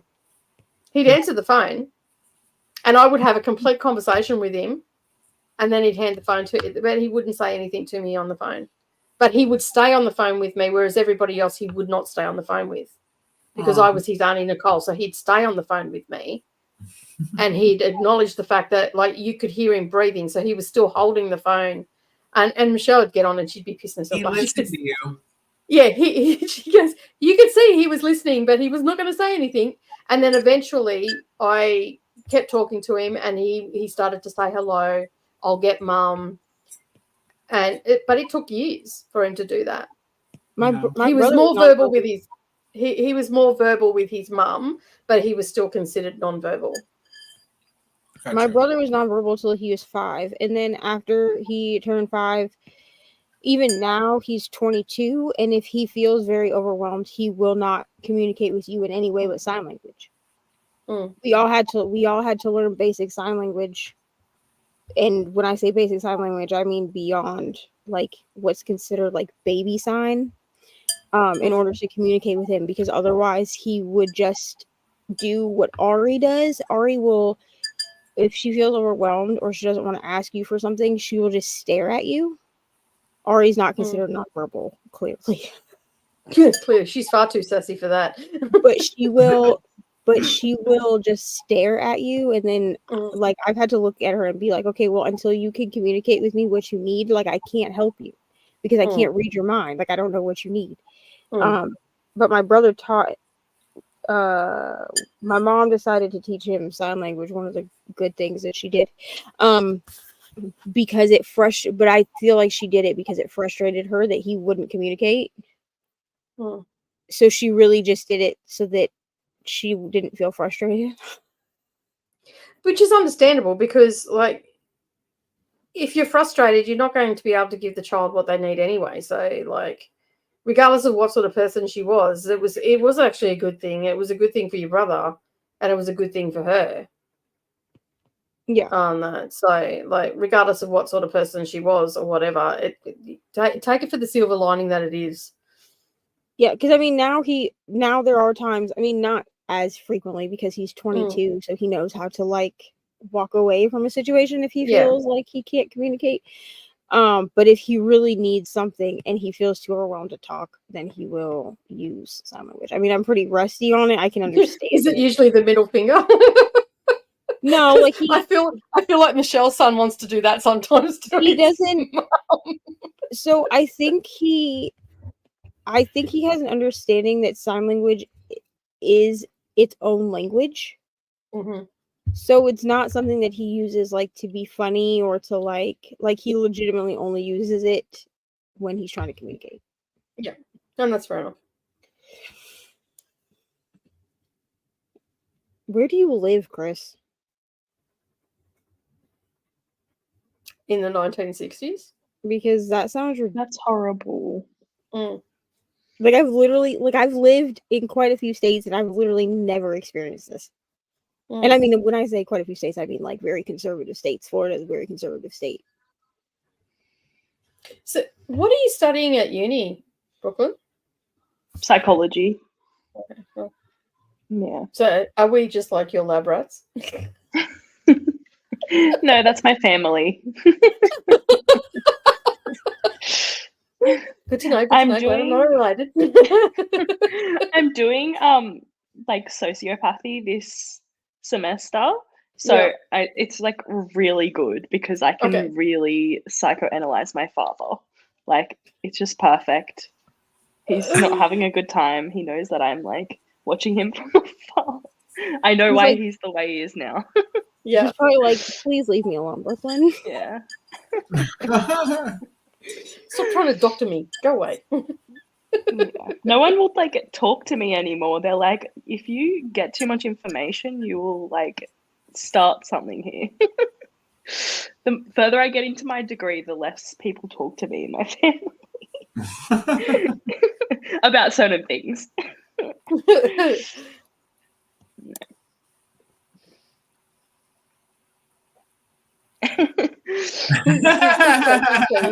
It's still 90 minutes later. Well, I found some Thai food, so.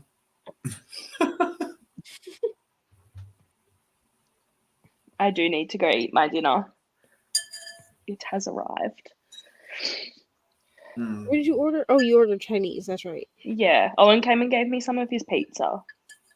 But that was nice. It was nice. Pizza and Chinese? That I sounds know. like heaven. Mixing it up tonight. So how long have you got left of your course? Just this year. Okay, cool. Yeah. And but what are you going to do with it after you've done it? After now that you've, alienated your family?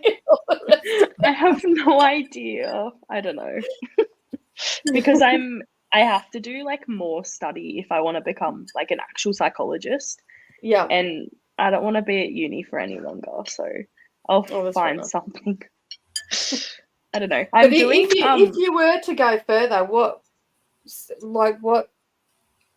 demographic of age demographic would you want to focus on? I originally wanted to work in schools. Yeah. But for my internship that I have to do this year, like my last prac, I'm going to like a sex therapist, which I'm very interested in. It will be very interesting. So yeah, I'm not too sure like what I get to like do, if I get to like sit in sessions and stuff, or if it's just like kind of like behind the scenes kind of work. But I kind of wanted to try that and see how that goes, because I don't know, I find that stuff really interesting. I like to talk about it, and I feel very comfortable talking about it. So yeah, clearly. And also I just want to be Otis's mum from Sex Education. I still haven't watched that yet, queen. but I need to watch that. So good. I've heard it's so good. But yeah, I don't know. I'll figure it out. That'd be super interesting. Yeah.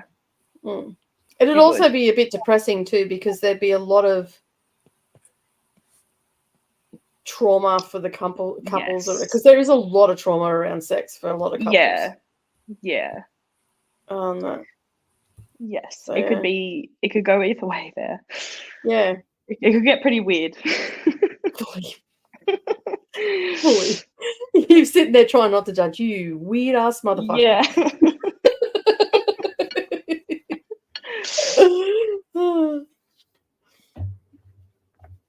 But interesting work though. Yeah. Sorry, Thomas. Yeah, one time. You gotta get on the night before. Get extra like I do. Yes. They always bring me 2 egg rolls because they think that there's 2 people here. That's nice. They think that there's 2 people. He even last time he gave me, he was like, "You guys are some of my best customers," and I was like, "You're like just me, me guy."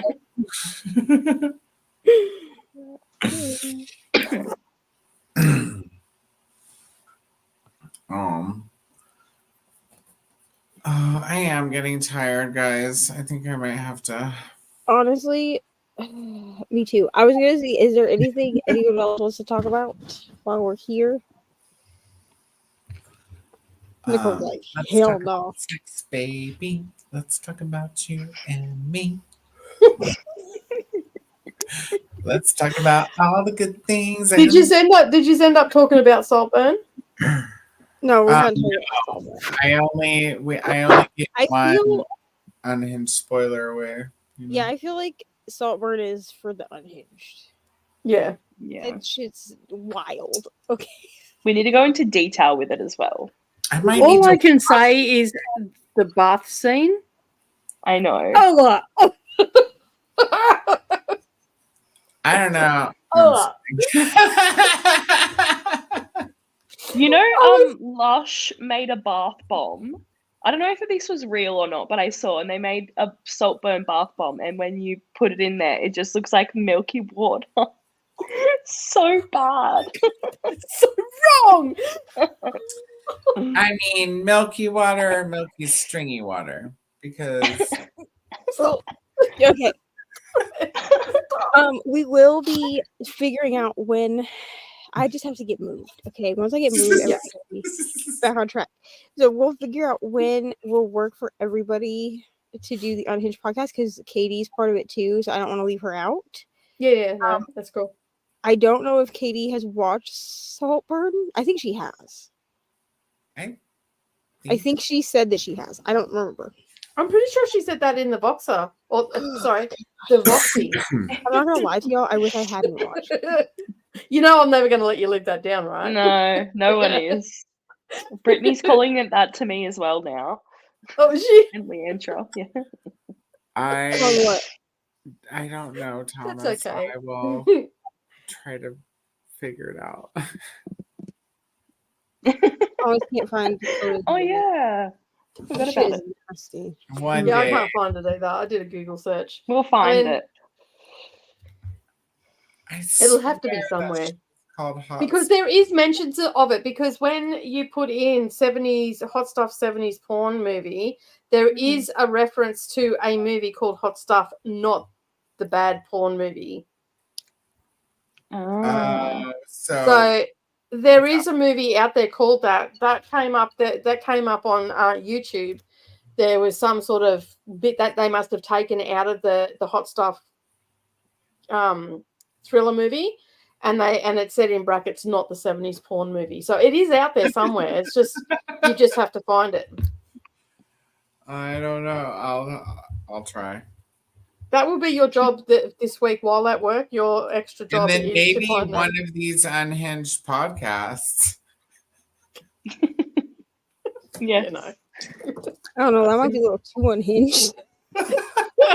Jesus Christ! How unhinged are we going? You know, it's swinging off the bloody hinges now.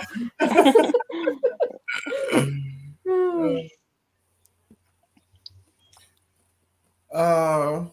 So if you want to see the Unhinged and you don't know about Neva's Patreon, it's on the highest tier for $8. It's all linked up down below. Make sure you go and subscribe today. That way you're not going to miss out on any future uploads. Thank you. Now to your regular programming. That's from my PR person. But yes, everything is linked down below. I'll double check that I linked everything, but I'm pretty sure I did already. Patreon, wish lists, everything like that is all down there. There's like a buy me a coffee link too if you want to like donate one time instead of doing like a monthly thing like Patreon. Patreon content will be coming back this month. I just need to get moved so that I can figure out my life. That's all. Because really, like, the channel, like, the regular channel is suffering right now, too, because I'm just, like, everywhere, you know? Does anyone have anything that they want to plug before we go? I've got Women's Prize for Fiction content coming up in the month of March and into April. If you haven't already watched the predictions wish list, that video is up there and you can hear the noisy ass bird in the background. But and obviously we've got Harry Potter sprints Monday and Friday, and then we've just got some Keep Me on Track sprints for the hump day, which is Wednesday in the Southern Hemisphere. Yeah, that's all I've really got going on. What about you, Brooklyn? I need to actually film some videos because I've been sick. I haven't done anything. Yeah. So I need to do that. No, I've got nothing. I'm just surviving out here at the moment. I need to do something. I have a video coming out tomorrow. It'll be up on Patreon later today. It's my March reset, whatever. Let me know if you like it. If you do like it, I'll do it again. If you don't like it, then I won't. I'm gonna be on But you know what? You probably should just do it anyway because it resets you anyhow. Yeah, that's true. I just might not film as much of it because, like, I really filmed a lot. Like, I really like have like screen recordings of me planning, and I have like. You'd be surprised how many people like that sort of stuff, though, Neva. Yeah. So I mean, if people like it, I'll do it. The only thing I did not do, because I didn't think about it until I was closing out the vlog, and I do acknowledge this, I did not show how I organize my Kindle books into collections every month, like how I do it, where I set up like my new like hopefuls collection. So if people really want to see that, like I'll do it for When are April. you doing that as a separate video anyway? Yeah, I need to do it as a separate video. Yeah. So I may, and also I've started collections specifically for my arcs also. Yeah, So I've like done right the same now, thing. I've had like my NetGalley arcs are all in one folder, which is very overwhelming to find them when I need them. So I've started dividing them up into what arcs are for which month. That's what I was thinking of doing, actually having the 12 months there and putting the arcs in, like arc January, so forth and so on. That's what I was thinking of doing as well. So I think you're on the right track there. Yeah. So I'm gonna do that as like a separate video. But that might wait until, well, it's gonna wait till we're moved, and it might wait until I get this camera ordered, because then I can zoom in closer to my iPad than what I can on my phone. So yeah, that's really it. And then of course I'll have a sprint with Nicole on Sunday. No, not on Sunday. On Thursday. Not Wrong on Sunday. day. I'll be like in the comments on Sunday. And Coda will be hanging out everywhere on the internet. I'm everywhere except for my channel.